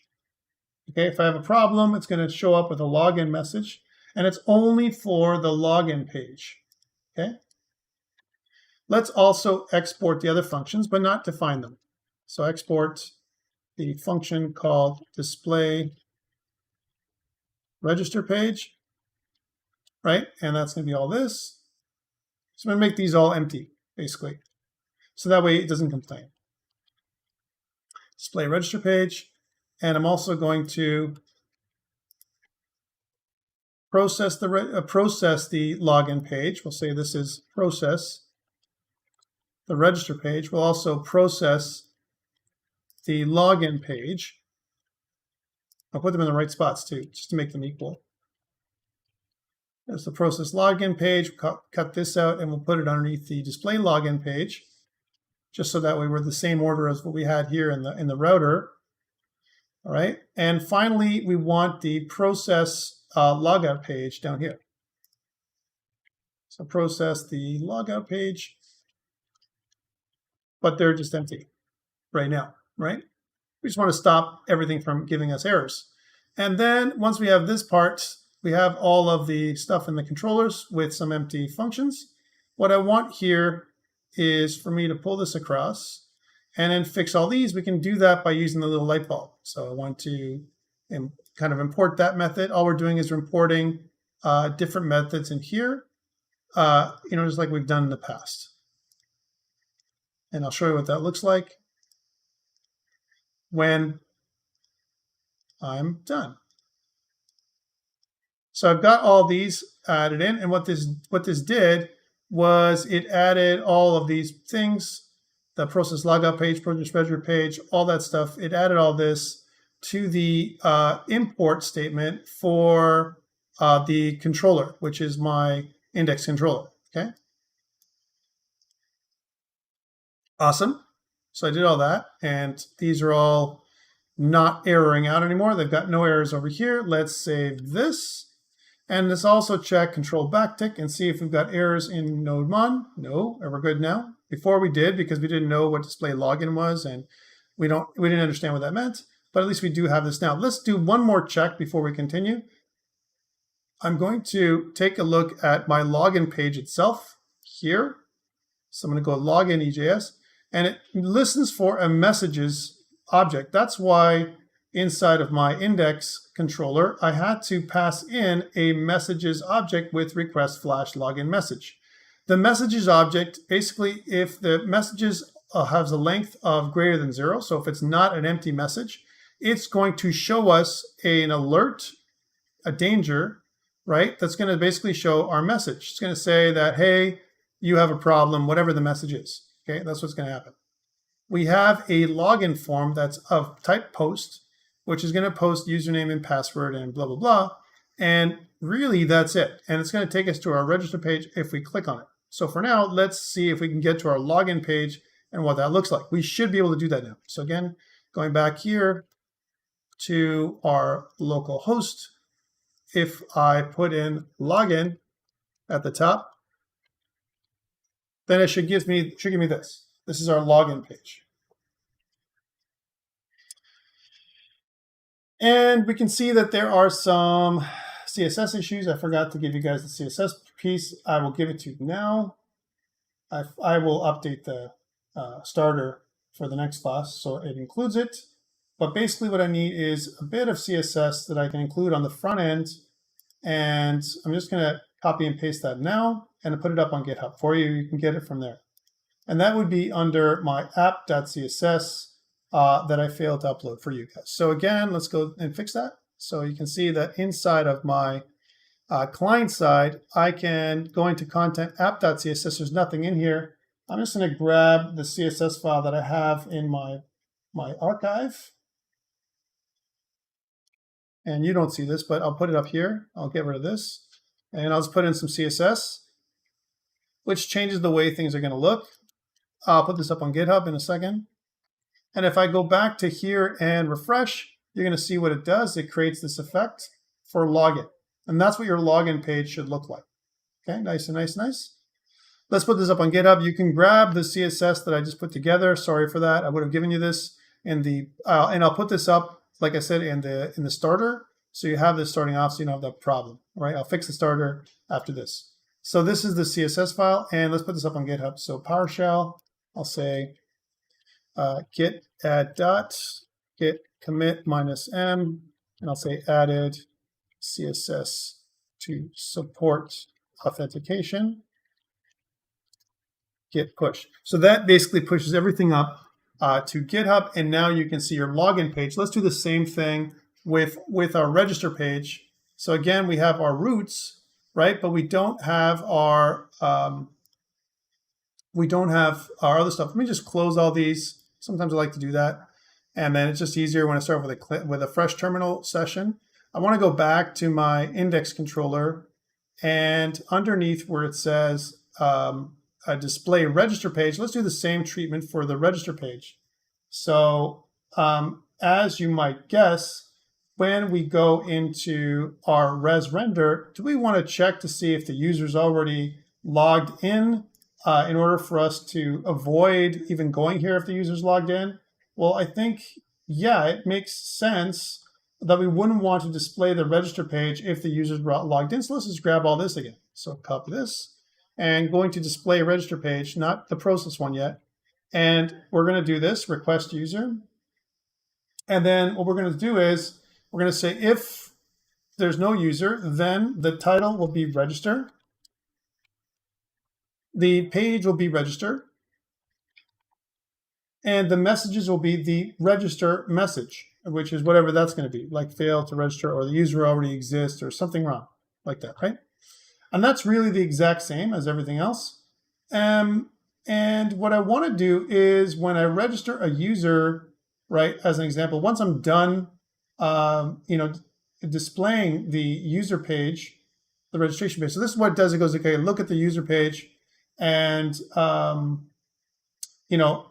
do I want to, if I'm here, right, what we can do is instead of just putting for both the username and the register page, I can return out of this function. So we say return res render for the display login page, and I can return out of this function for the, for the register page, right? But if I return, what happens if the user is already existing? I want to redirect. So what I want to do is I want to return res.redirect, and I'm going to return back to / the clothing list page, right? If the user is already registered, go back to the clothing list page, right? As an example. Or if the user is already logged in, right? And same thing goes here. So I want to return back to the closing list page, just refresh the closing list page because the user is already there. There's no need for me to register a new user or to display or to log in. You have to log out first in order for me to get there. Okay, so that's what that is. Furthermore, let's process the first page, which is the easiest to process, which is the logout page. So how does logging out work? It's actually really simple. What we want to do is we want to say something that looks like this. We want to say request.logout. It's that simple, request logout. And then what we want to do is we want to redirect back to the login page in this case. So again, I'll do a return or res.redirect back to the /login page. So if I'm logged out, push me back to log in again. So this process logout page is done. That's all that's going to be done. It's like 2 lines, no problem. And now we only have to do my process register page and my process login page. Those are the 2 pieces for authentication. Let us see if I can get to the register page now. So again, save, right? You can see that everything should be saved. I can go here to, if there's something to save, I could save all, right? So let's go to save all, awesome. And we go back to here, and if I go to refresh, and if I click on register, it should take me to this register page, which I've made for you. All right, so, and it should also take me back to sign in, which should work for you as well. So register and sign in should totally work.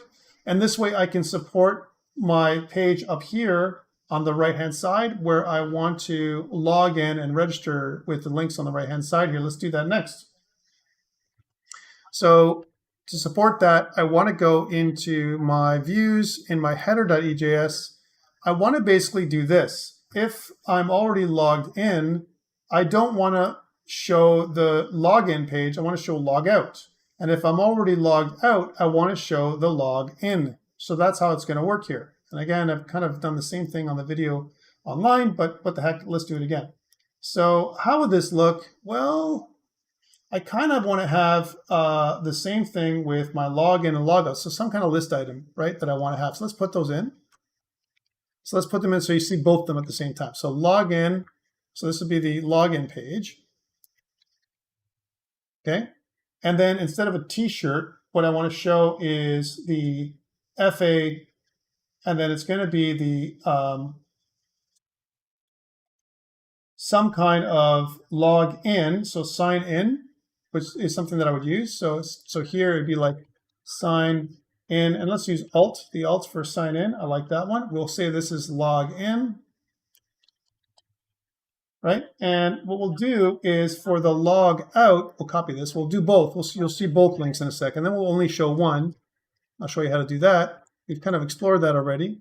So log in, and we'll also do a log out, right? Let's do log out first, right? Doesn't matter. This will be log out. And log out, right, as an example, will be the logout link. So I'll go to the logout link. By the way, I can also put a special ID for login and logout. I can put a special ID for all of them if I really want to. I'm not going to do that here because we're just moving with what we're doing. But basically what's going to happen is these anchor tags for the nav links, it's basically going to say that this is just going to perform the log out, and it'll be sign out alt. That'll be the new symbol. All right, so that's all it is. Everything else is the exact same, okay? And if I go back out to here and refresh the page, we should see both log out and log in. If I go to log in, that's going to be the login page. If I go to log out, it will, well, not do anything, right? Because I'm not really logged in yet, so it'll do nothing. It'll try and log out some user that's not logged in. And you can see that in the NodeMon, it literally does nothing. It tries to do the log out, right? It'll try and do a post, but there's no one logged in, and so it didn't do anything, right? But it's okay. It's all there. It's there already. So that's what I wanted to do. And so now I have links for logging in and logging out, but I want to be able to only show the link that when I'm logged in, as an example, and then only show the log out link when, I want to show the log out link when I'm logged in and only show the login when I'm logged out, okay? So things to think about how we're going to do that. For now, let me keep all this going so we can have a link, right? And now let's do the process page. So again, I want to do the process pages. Let's register a user. We're going to register the admin user. that we're going to use up online. So going back to my index controller, right? I'm missing the process login and process register page. Let's get that going now. And this should be one of the last things we do today. Again, I won't be able to handle everything for your assignment too. I mean, most of it is up online anyway. I'm giving you how it looks if you want to use TypeScript, which is what I want to support for you guys, right? Like I said. So let's take a look at what those things look like. So if I want to process the login page, how will that look? Let's start typing. It's kind of a big one, and it's a bit of a pain. So it'll be passports, and I'll say dot authenticate, and then I'll pass in local for the type of strategy. You can see that that's a strategy up here that I'm choosing to use, a local strategy. And I want to pass in a callback function, so which includes an error. It also includes the user information and information on the info that I'm getting. And I'm going to pass it in as a new type of function. Step one, I'm going to say that are there server errors, right? If there are, I want to say if error, then what I want to do is I want to do a console error. I kind of did this last week. And I want to do a return to the next error. This is something different than we did before, and it works best with when we're doing authentication. What about are there login errors? So there's different kinds of errors you can get, right? Server error, if the server's broken. But what about if there's no user after we logged in? We logged in, but we didn't get a user. Well, that means there's some kind of login errors. So we can say request flash. Here's my flash object. I'm going to say, let's create a login message. So this is like key value pairs. I'm creating a login message key. And the value for the login message will be something that's going to be displayed to user called authentication error. So we can do an authentication error as an example. And then we're going to return redirect, right, back to the login page. If I've got a problem logging in, send them back to the login page and get them to log in again. However, what if there's no errors? Then we're going to request a login. We're going to pass in the user information followed by a callback function if there's any errors here. So we got an error, we got a user. There might be some other issues here. So what about if there are database errors now? So again, we have the user object, but there might be some kind of database errors, right? And that's what we'll go here. So I'm going to say something like, hey, if there's errors, right? Then we're going to do the same thing, this console error stuff, and then return next. But it's a different kind of error. We don't know what the error is going to be. And then what we want to do is I want to, I'm logged in, right? So as soon as if there's no error, I want to return redirect, and I want to take you to the clothing list link, right? So if I'm redirected, give me back to the clothing list link, and then I'm good to go. All right, so that's kind of the clothing list link if I'm good. I'm not quite done. What we want to do, and this is the only time I've ever seen this, is we want to activate the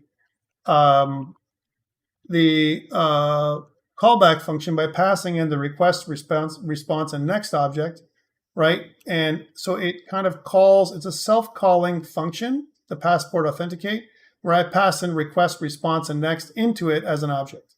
Okay, so that's the only time we do that I've ever seen it locally. Okay, so that is authenticate.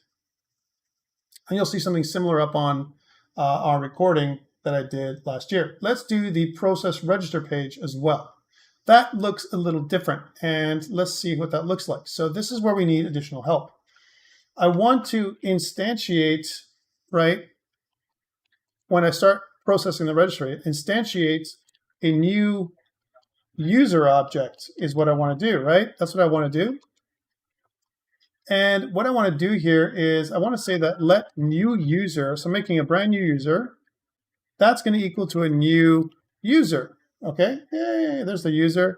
What is this new user look like, right? And this is where we need support from what I talked about before. I'm going to say that the username is equal to the request.body.username, right? I'm going to say that the email address is going to be equal to the request.body.email address.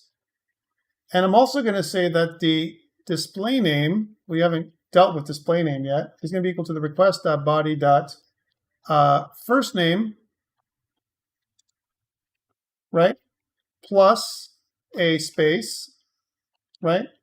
Plus a request.body.last name. So remember that I said that we're going to create the display name from both first name and last name from the register form. And that is our object, right? We've got our object, we've created a new user object, and then what we want to do is we want to register. So we're going to say, hey, user, let us register, right? And we want to pass in the user document, which is new user, right? And we want to say, we want to also generate the request.body. We want to use the request.body.password that we create to generate a hash password locally. This is the first time we've seen password. Notice that password is not even part of the user model, right? It's actually created and stored in the database, and the user has no idea what it is. And this is similar to when you go up and call support and you're like, can you reset my password? And they sure. And then they don't know what your old password is because they can't read it from the database. You just have to create a new one. So same thing goes here. So then now if there is errors, there might be some errors. So if there's an error, then what kind of errors could I have? I could have a console error that kind of says something like, let's put it on the console, error inserting new user. So if there's a problem inserting the user because the database doesn't allow you to, we can check to see what that name is. For example, for us, this is only for us. So if the user exists, if it's a user exists error, that means we tried to register a user that's already there. And this is only for us to look at. You wouldn't display this to your user because they can use to break into your pages, right? But this is for you. Then we can do a request flash, right? And we can say something like register message. We can kind of create a register message called registration error, right? So if it's that kind of error, let's make it a registration error, and let's also do a console.log error. So a console error that does something like, hey, there's an error where the user already exists. Okay, so you want, right? And actually what you do, you don't care what the reason for the error is. If there's an error, whether it's the user already exists error or it's a user inserting the, inserting inside here, you want to basically do the request flash saying that it's a registration error. So it should be outside of the curly braces here. And then you want to return back to the register page because you're going to say register again. That's wrong. You made a mistake here. You try to put in a user that already exists, but there's some kind of error. You don't want to tell them what the problem is again. You just want to say registration error. That's it. Okay.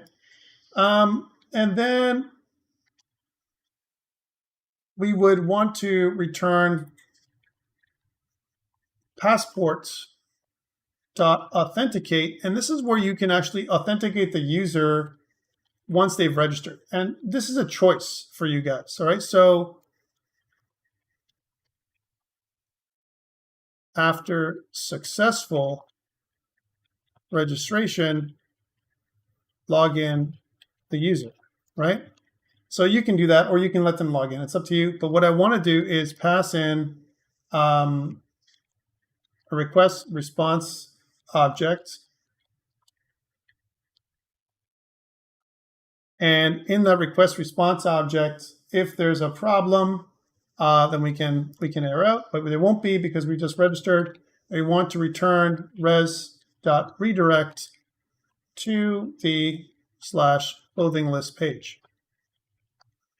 Okay, so that is you processing the register. So this is registration, and this is the process the login. And let's try this and see if it fails. because we haven't done this yet, and let's see how it works. So again, great backtick. Let's go back to here and go to PowerShell and git add dots, git commit -m. We'll say added functions to process, login, and register. Doesn't do it yet, but we did that, and you have that now if I push it up on GitHub. Let's see how this works up online. So again, I refresh, and if I try and log in, so admin, and then 1, 2, 3, 4, 5, 6. As an example, I click login. It should give us an error that says authentication error. This is how the request flash should look, right? Nice. And then what I want to do is, if I want to register, right? Let's try this out. So I'm going to say admin, last name admin, email address admin@example.com, right? And then my system identification would be, my username would be admin, and my password would be, let's say 1, 2, 3, 4, 5, 6, something weak. And then register. And if everything goes well, it should take us back to the clothing list page. Okay, let's take a look and see what it did for me when I registered. Did it actually work or not? Well, let's log out. Log out takes me here. Let's log in.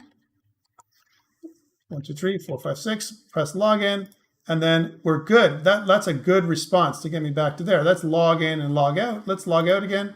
And let's see what it looks like on the database side. So again, going back to here, let's go to the database, and let's look at Mongo, and let's do a show DBS. You can see that there's a clothing store. So we're going to use clothing store. And let's clear the screen. We'll say show collections. There should be a few now. Users and clothing.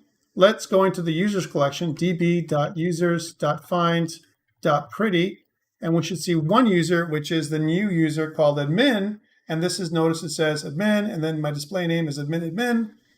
We can modify that display name later on where we don't only show admin. I put this in there because I didn't have a way of creating an admin user, but you can always update the admin username later, so it doesn't say admin. It just says admin. Okay.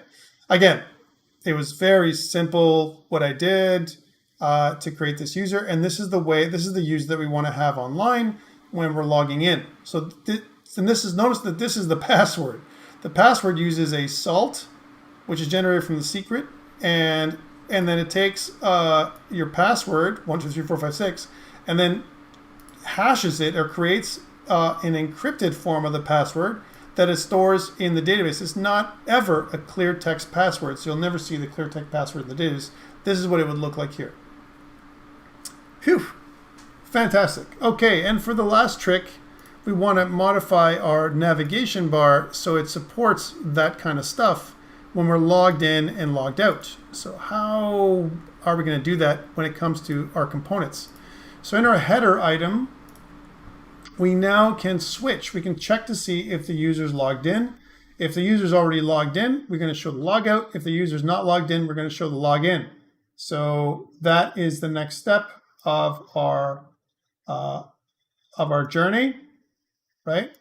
And just going to make sure I get this right. So I'm taking an extra step here. So again, think about what we have. Do we have, can we get a request object here? Well, the answer is probably not. But what we can do is we could send in here some kind of display name. If I send a display name into the header, I got to send it in for everyone, right? For everyone. And this is the last part of what we're going to do before we stop for the day. I don't think I'm going to have time to put it up on MongoDB Atlas, but I'll try. Okay, let's try this out again. So I'm going to go to, actually, if you guys wait around, I'll do it with you guys. I'm going to be late for a couple of minutes. If you can hold on. If not, I'll just keep recording and then you'll have it. Okay, so yeah, here's my header. And let's see what I need to do in my router. So if I go to my router, well, actually it's in my controller. In my controller, what I want to do is I've passed in a couple of objects when I display stuff, right? So when I display the login page, I pass in my title, my page, my messages. But wouldn't it be great if I also just kind of put out my display name? How will this work? right? Because I want to be able to do that in my controllers, right? And I want to always have my display name available to me all the time, right? And so I could put in my display name, but sometimes what happens is my display name, well, it just doesn't exist. So instead of that, what about if I had another type of section? And hear me out, where I have a couple of utility functions. And I want to talk about some utility functions that can help us, log in, log out, and also create an auth guard that we can use anywhere. All right. So I want to make a brand new folder to support this idea in server, right? So under server, I'm going to make a new folder. Again, it's going to click on server to do that. So new folder. I call the folder util. So my utility folder. This is net new from last year. There was no util folder, but I'm making one now to show you what I can do.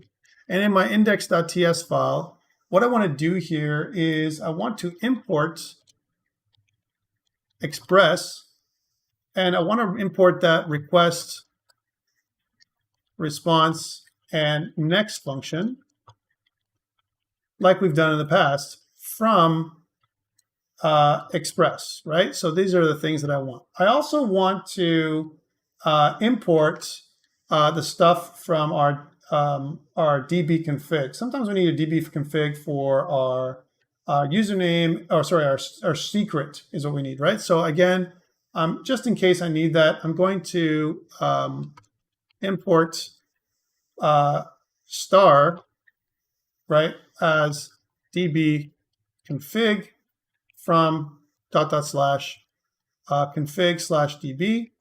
So I have access to my DB configuration, right? Again, I'm making a little utility function. And then I want to make the display name. So I want to say that export function, and I want to call this user display name, right? Where I'm going to pass in the request object, right? Only, which it's going to return a string. So what it's going to look like is if the request user exists, then I want to, if the request objects exist, then I want to say that user, let's let that equal to the request.user as a user document. Remember that user document we made? Well, I'm going to use it now. Otherwise, return user.displayName, right? And we'll cast it to string. So we'll say that the display name is going to be nothing, right? Or it'll actually take the user.displayName, and the display name and stuff is going to be using the user document where user has display name, and display name is going to be first name and last name combined, like we talked about. Then, what about if there's nothing? If there is no user, then I'm just going to return a string. So this is why it returns a string every time. Next, that's the one function. The other one is I want to, defend against people going to special places in my website. And I talked about this. I'm going to create something called an auth guard. And an auth guard is going to also take a request, response, and next object. Request, response, and next object. Okay.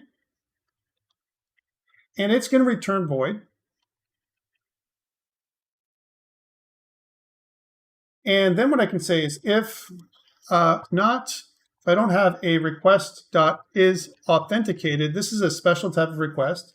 If I'm not authenticated, if I haven't logged in, then what I want to do is I want to return res.redirect back to the login page. So it's a different little way of doing things. And then let's return the next function, because I want to inject the auth guard in different routes. So these are the two little utility functions I want to generate with this. And I can add other ones. I can add one for generating a token, for JWT, and a bunch of other stuff. For now, these are really cool little functions I want. And I put this in the util folder, brand new little thing for some functions I want to use in different places, not just in one place. Okay, that's wonderful. So now that I have that function, right, then what I want to do is inside of my controller, especially my index controller, I want to import those util functions. So again, I go to my controller, I want to go to my index controller, and then at the top, way at the top now, after I've got my user model, let's import util functions. And those util functions are going to look like this, imports, and I want to say that I want to get user display name, right, from util. Look at that, how it brought it up for me. All right, and I also, if I want authguard, I can get that from util as well. I'm not going to need that here because I'm not going to guard any of these top level pages, right? But if I wanted to, I can use it. So this utility function I'm going to use more than one time. So user display name is something that I'm going to inject now in every page. Every page is going to have a user display name, okay? So the way that would look is I would just add in a display name object, and I would pass in the display name function, user display name, and I can pass in the request function, right? So that's what it would look like. So display name is going to give me either the user that's logged in, admin, or nothing. That's what it's going to give me, right? So I can take this whole thing, right, from here, and then copy paste it into every one of these pages. So I'm going to say that every page is going to show me or have the ability to display the display name, like so. Especially these ones, right? Because these ones really need it, don't they?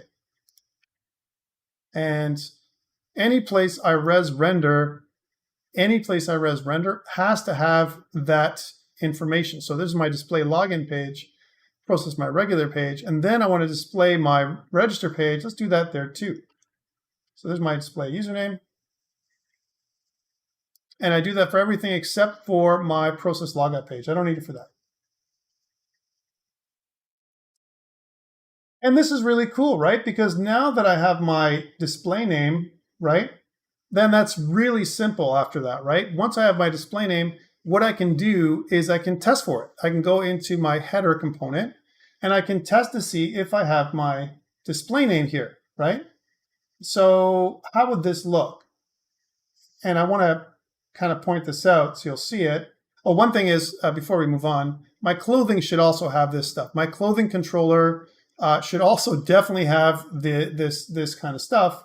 And what we want to do is, just like before, we want to do a util functions up at the top here, where instead of just getting my database model for clothing, right, we want to import util functions, right?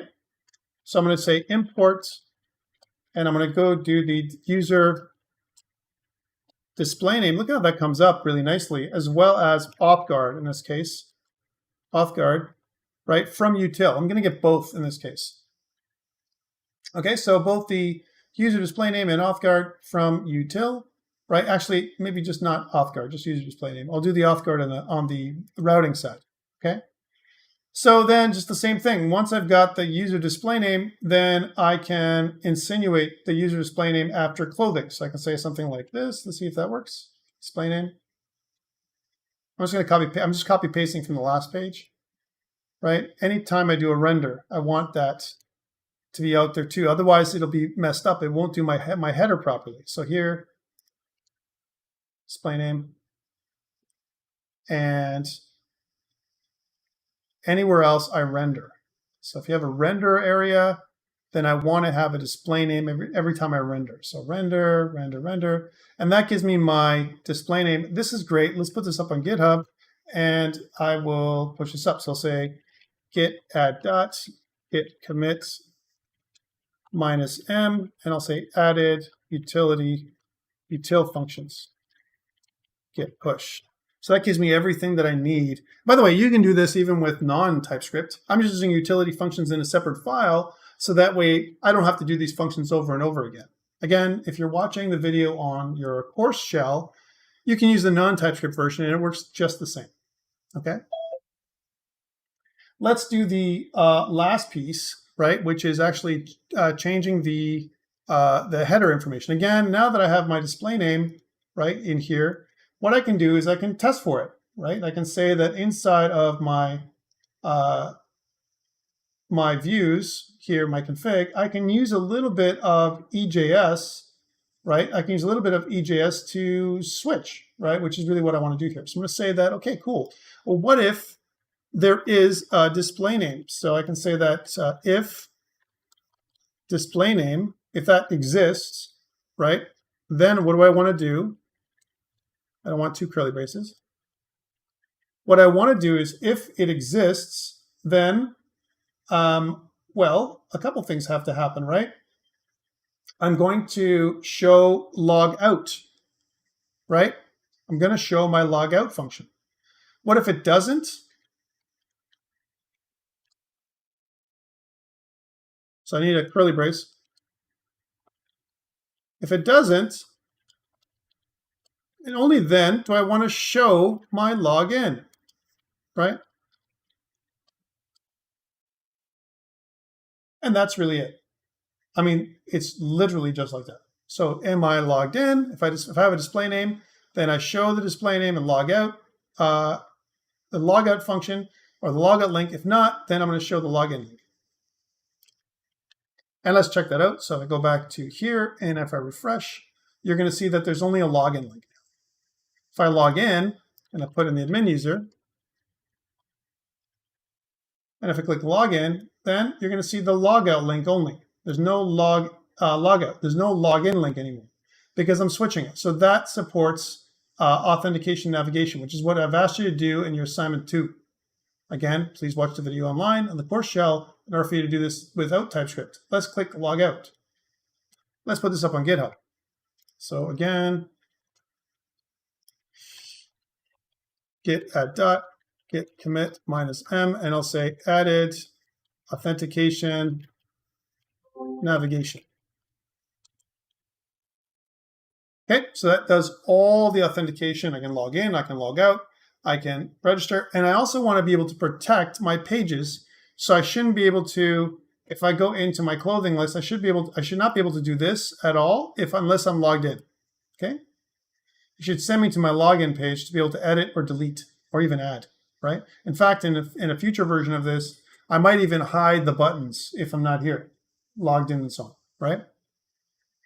So the way to do that is that would be on the router side. So when I hit the clothing router, what I can do here in the clothing router then is I can use that authguard function in order for me to stop myself from getting redirected. Guys, I know I'm over time. If you need to go, I understand. I'll keep recording and then you'll have everything here for you as an example, or you can stick around if you have time. All right, so again, config controllers. I want to go into my routes and I want to go into my my contact list or my clothing list in this case, right? For you, it would be contact list for your assignment. And I want to, just like I've done before, I want to include my utility functions. So again, import util functions. In this case, all I need is the authguard, right? Authguard. And if it doesn't give it to you, that's okay. /util/index.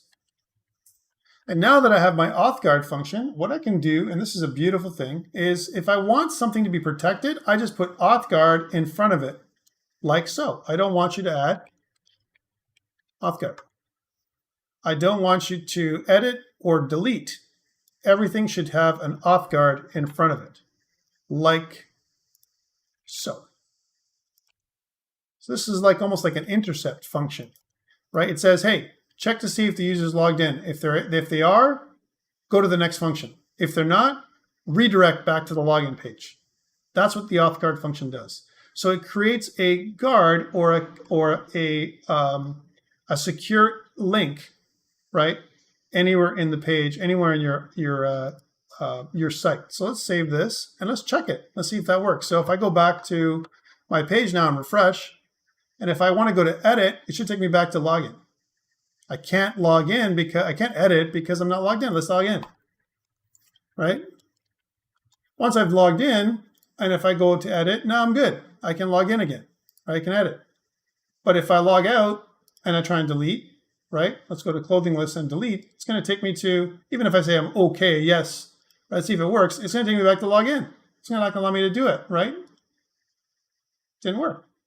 So that is your authguard function. realistically, you should not be able to see your clothing list, add clothing, edit, or delete these columns, and this object should be not in here. And the way to emulate this is if you go back into your page, so your clothing list content page, what you can do is you can check for this. You can say that, okay, cool. If I'm logged in, then display these two columns. If not, don't. Let's try this. So I can say, so again, if display name, so if that's good, right, then we can open bracket, right, and then show these columns, right? Otherwise, don't. And it wouldn't show these columns if you're not logged in. Same thing with these rows. These rows would not be shown if you're not logged in. Let's do that. So I can say, okay, I'll take the same thing here. There's not even an else. It's just either you are or you're not, right? So, and I'll take this exact thing. So it's another guard, another check to see if I'm logged in. So it wouldn't even show me the ability to delete or anything like that. I wanted, this is a further security, piece of security, because we don't want to show that the person can delete or edit, right? Only when they're logged in. And furthermore, we don't want them to add. So let's do that too. So up here, I can add another little thing here that basically says, well, if they're not logged in, only then do I want to show the add button. Otherwise, show nothing. Okay, so I've just put this display name. If the display name exists, that's the thing I'm going to use to check to see if they're good. If not, it's going to show nothing. Let's see if I save this and go back out to here and refresh, then you're going to see that, hey, indeed, it doesn't show anything. It doesn't show my add buttons or delete buttons. But if I log in, then it shows everything. They're back to this again. So notice I can add an item, keeps my add page, and I can edit an item, and I can delete an item. Okay, pretty good. And that's how AuthGuard would work. Let's log out. You can see now when I go back to my clothing list page, I can see the clothing, but I can't really do anything with them. Okay, so that's kind of log in and log out. Let's put that back up on GitHub. So I'm going to go back to here and let's do the next piece. So I'm going to say git add dot git commit -m, and we'll say added AuthGuard for secure pages. Git push. So we've done a lot of little commits here. And the reason for this is because we want to support all that functionality right in my pages. And we're almost done. The last part, and the only last part I want to do, is put this up on Heroku and MongoDB Atlas. But first, let's set up MongoDB Atlas online. So for this is the last part, and then you guys can go. I need to go to MongoDB Atlas. If I go MongoDB Atlas, right? Now you need to register for this, okay? So you can't do MongoDB Atlas unless you've already registered. So you need to register for this, start free account.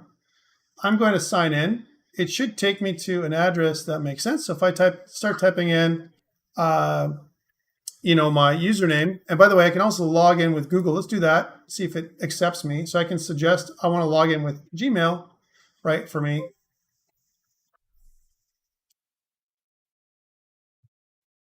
It's going to allow me to log in. I've already done this, right? So that is an example, by the way, of creating a cluster, right? So I have a few things right here, and I want to make a new project.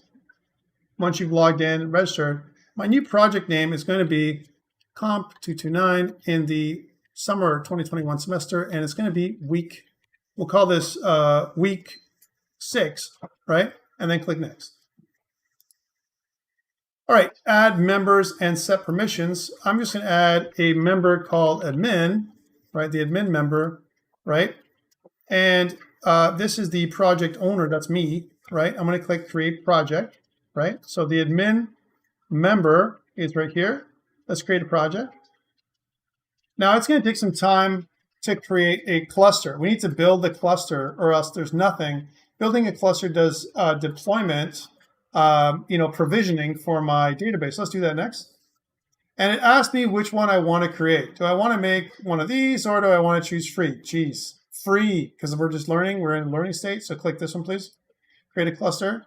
It asks you which one you want to use and which one you're close to. I typically choose Azure, right, as an example. And notice that these ones here are recommended regions. Some of them, though, are not free. So make sure you choose a free cluster. So, I mean, Oregon, and this is US East. Let's take a look what we have on Azure. Azure has Toronto, Canada Central, right? So if I click Toronto, it says the cluster tier is this, Sandbox.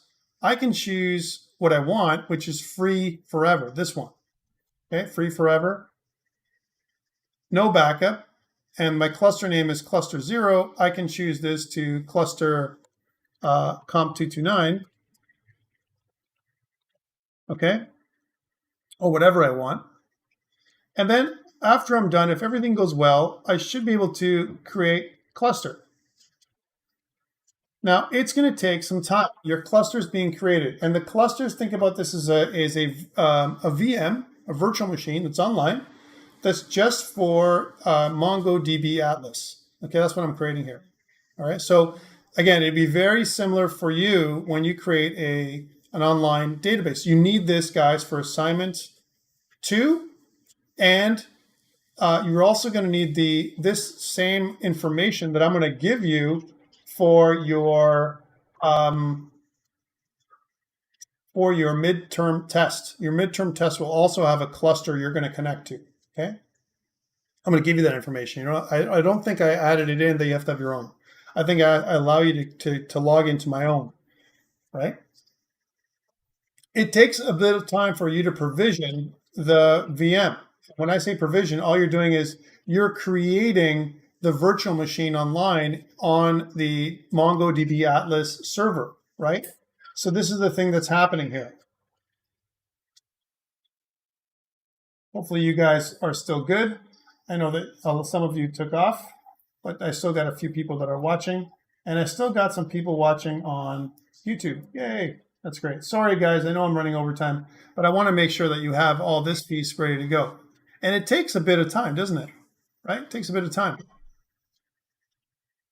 You can tell that it's not done because this is still going. Even if I refresh, it's going to still say the same thing typically. It's going to say your cluster is being created. So there's no way of speeding this up. It's just going to take the time that it needs. And especially since we're making something that is free and that is best effort. Remember, we don't really have, we're not paying for anything. This is really just like a trial of what we're doing. Don't expect fantastic latency and service and all that kind of stuff. We just don't expect that. We're getting something free and it's for testing purposes only. In real life, what you want to do is you want to pay for redundancy. You want to be able to pay for, robustness, and you want to pay for performance. And one of the things that we don't do right now, because we get a free cluster that's being built for us, is we were paying for none of those. So it's going to be best effort. It's going to be a little sandbox that's very, very small. And it's going to literally have almost no replication. Okay, so don't panic about it. It will take several minutes for you to create this. Even though it says 1 to 3 minutes to provision, you can clearly see that this is taking its sweet time to provision this thing. It doesn't matter how many times you refresh. It's just going to be what it's going to be. So one of the things that we can't do is we can't do security. But we can do probably database access after the cluster has been created. We have to do a couple of these links too. One of them is going to allow us to access the database from anywhere. We need to put that on. And the other one is, there we go. So this is our shared cluster, so really low, right? And then what we want now is database access. So database access, we can add something called a database user. Let's add a new database user. We'll use the admin user. So it says password authentication. There's different ways of authenticating here, right? Here's the user, admin, and then we can have a password. So I'm going to use, 1, 2, 3, 4, 5, 6, right? And let's see if I can see that, if it's acceptable. It may not be acceptable to use this thing. You can also auto-generate the password, which is probably more acceptable. Oops, that's an update. See that? Let's try that again. Admin. which let's just auto-generate the password for now because we're going to have to do it later anyway. So we do this admin. The database is going to have read and write to any database. We don't want to restrict access or anything else. We click add user. We can update the user after because we're going to have to do this anyway in a sec. Okay. Next, let's go to network access. In network access, it says add an IP address. If I click add IP address, it tells me a couple things. It says I can add an IP address. That'll be your IP address to directly access and no one else's, or allow access from anywhere. For us, we're going to allow access from anywhere because, well, we're just doing training, right? So we're going to say 000 and /0. That's the net mask and IP address, and click confirm. And now we've done this. We've added our IP address. It says pending, and it takes a second for it to allow you to have access to the database remotely. So this is a key piece here, all right? So we got database access, and we need a network access, and the pending piece, it does actual changes that kind of replicate itself across all of the replicas. We only have a few nodes that it gave us some redundancy. So that's why it's taking so long. We don't have to wait for it though. If I go back to security, right? Or if I go to database access, that can still go, right? And I can look at clusters. There's my cluster. And I can, again, network access is still spinning. I don't care about that. I'm going to go back to clusters and do things like connect. Now, when it says connect, there's a few ways to connect. So you can connect with MongoDB shell, right? And it gives you instructions on how to do that. Mongo, blah, blah, blah. Or, right, I can connect. This is just connection. These are little connection strings for us. I can use your application where it says MongoDB serve admin password, right? Password is the password. We have to replace password with my actual password, right? And then this long string. I want to save this thing. So copy this whole thing here, copy, or you can click this copy button, close. And then what I want to do is I want to go back to our Visual Studio Code, and then inside of config, db.ts, let's change the, instead of local URI, we'll create a new URI. We'll call this remote URI, and we'll say that it is this. Sorry, make it consistent, this. Well, the only thing we're missing is the password that we're going to put in right here. Okay, let's put that password in. So again, for me, I need to get that password. I'm going to go to, again, database access, and I want to edit the user. I can't get their password because I never had it, right? I never saved it. And I can edit password. It can't, remember, just like everything else, I can't just get it. I have to make a new password. So again, let's just make it again. So we'll say 1, 2, 3, 4, 5, 6, or let's use their password. So when I say edit password, let's auto-generate one. And let's show it. And that's this auto-generated password. Oh man, let's try that again. Edit password, auto-generate it, show it, copy it, and then press update user. Now that I've done that, I can go back to my Visual Studio Code and paste it in. It's this long password that's like been auto-generated for me, right? And instead of hostname being localhost, we'll call it remote host. So I can, this is something I want to switch kind of on the fly, right? And the reason why I want to do this is because now my remote URI is this, okay? And what I want to do in my app.ts is instead of me using my local URI to connect, let's use my remote URI. Here's my remote URI. Okay? Everything else pretty much stays the exact same. And to test that, I can go to NodeMon, and I can see that now I'm connected to my remote host. This is a clear indicator that everything has gone well. However, when I go up online, right, which is in here, and if I refresh, you're going to see that I have nothing. There's nothing in the clothing list. Why? Because I've never logged in or whatever. Let's log in, right? And I want to register. So I want to register a new user. I'll use the first name as admin. And let's see if I can skip the last name. And the email address, admin@example.com. And then we'll say the username is admin, and the password is 123456, 123456. And if I click register, then, well, it should work, and I'm logged in, right? And now that I've done this, I've got my username online. Let's test it. Let's see what I can see online on database, right? So if I go to clusters online, then what I can do is I can look at collections, and I can see that if I have a collection, I have a users collection, and there is my user. Take a look at that. Isn't that beautiful? That's my admin user. Okay? Doesn't show the entire password, by the way. Awesome. And this is my first database and whatever. And let us make the new thing. I want to make some information. I have some info here, right? Remember, I have my clothing store JSON. I want to add these two items, and I want it added into the clothing collection. So how do I do that?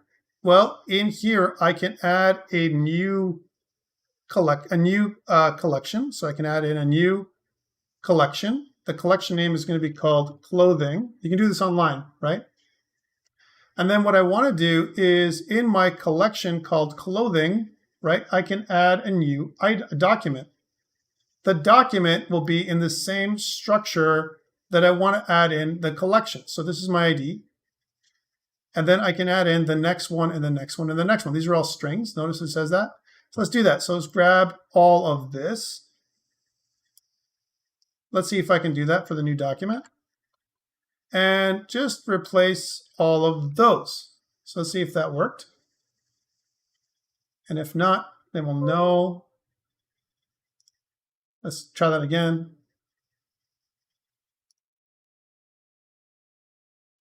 So here is the object ID, right, for ID. And I want to put in a comma and paste it in. And those are my other things. And if I did everything right and clicked insert, then it should insert the document. And there's my new document. Let's add another one. Again, I'm going to press this curly brace, going back to here, grab these ones. Again, this is a way easier way of doing it than re-entering it by myself. And then I can add in this test information here. I only have a few pieces anyway. Insert. And there's my second piece. So I got two pieces of information up online. And if I go back to my clothing list, and if I refresh, you're going to see now I can see those two pieces of clothing. That's from the database online, not locally. Okay, so that's pretty cool. And I should be able to edit, and I can add, and I can even delete.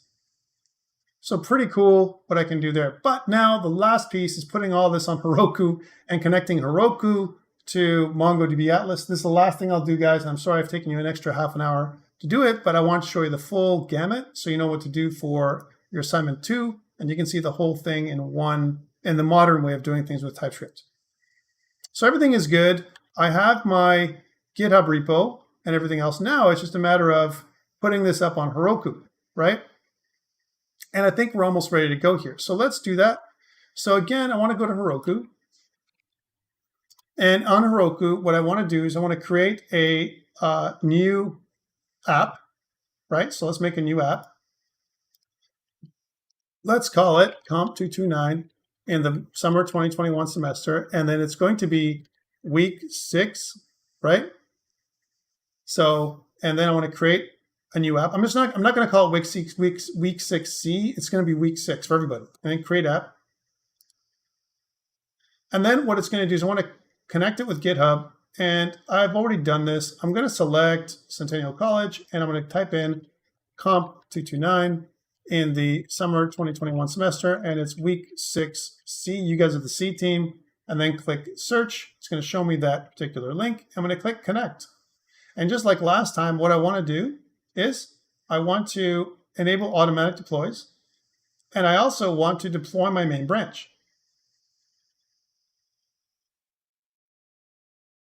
One thing I didn't do is I didn't put things up on MongoDB locally, right? I didn't change my remote URI. I'm going to do this thing one more time when I push everything remotely. I just want to see it build once. So this is like a my bad thing.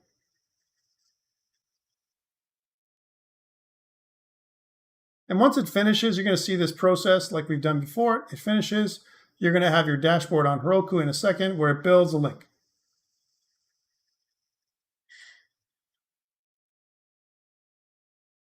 Awesome. Let us, before we click view, because I know it's going to fail, let's go back to MongoDB, or sorry, my local shell, and I'll say git add dot, git commit -m, and we'll say added db config for MongoDB Atlas, and git push. And that should be everything we need. We just need to watch the changes happen on Heroku, which I can go to by going to activity, watching for the changes to happen. Remember, this is before we even fill the build. And let's see the build progress, see if it works. So it's going to connect and do all these things. It's going to not specify npm or node or yarn. It's going to fix these things, and it's going to install the version of node and yarn and everything else it needs. It's going to build this dependency list and dev dependencies as well, right? And then finally, it's going to update everything, and we are good. And what I can do is I can take this link here, and I should be able to go up here and paste it, and it should work like so, right? And now you can see that in my clothing list. I can certainly see my clothing list online. Guys, you should try it out. So I'll give you that list, the link. Let's see if you guys can try it out locally here. Try that out. That should be working for you too, right? And if I log in, I should be able to do an admin, log in, right? And I should be able to do this. And you can see I'm doing this right from Heroku. So guys, this is full circle. I've got everything I need. When I log out, you can see that my clothing list is empty. And when I log in, I see everything else. All right, so that is everything. So I've got a couple things to put up on eCentennial later on. One of them is the final version of my code, which is here. So week 6, this is the week 6 final, which gives me everything that I wanted to use. It basically put everything up on GitHub. So this is the way to work. One thing is I noticed that I missed this part, demo for week 5, it says. Let's update that one more time. It's not a big update, but I'm a stickler for those kind of things. So it should say week 6. And then it'll be git add dot, git commit -m, and it'll say updated readme.md, git push. And it's going to update everything. Okay, any questions for anybody online, on YouTube, or anyone here locally? There's only a couple of you guys left. I'm so sorry I went over time. Patrick and Katerina, I wanted to make sure that I gave you everything you need to be successful with assignment 2. And this is the majority of an example of what can be almost exactly the same as assignment 2. All right, hopefully you had a good time and enjoyed that stuff. We'll update the stuff on eCentennial later on today. Otherwise, good luck. And good luck on assignment 2. I'll see you next week for your midterm test. Okay, I'm going to stop recording now. Actually, before I stop recording, I forgot. Let's just do one more recap. So what we talked about is that assignment 2 is due Friday at midnight for full CRUD and for your contact list. You're going to be doing authentication. I just showed you what to do there. And just remember that next week, please train for your week 7. Remember that you have to go through eCentennial to make sure you've gone through all the videos. It's going to help you complete assignment 2. Otherwise, that's it. And I'll see you guys. There we go. I'll stop that. All right. Any questions?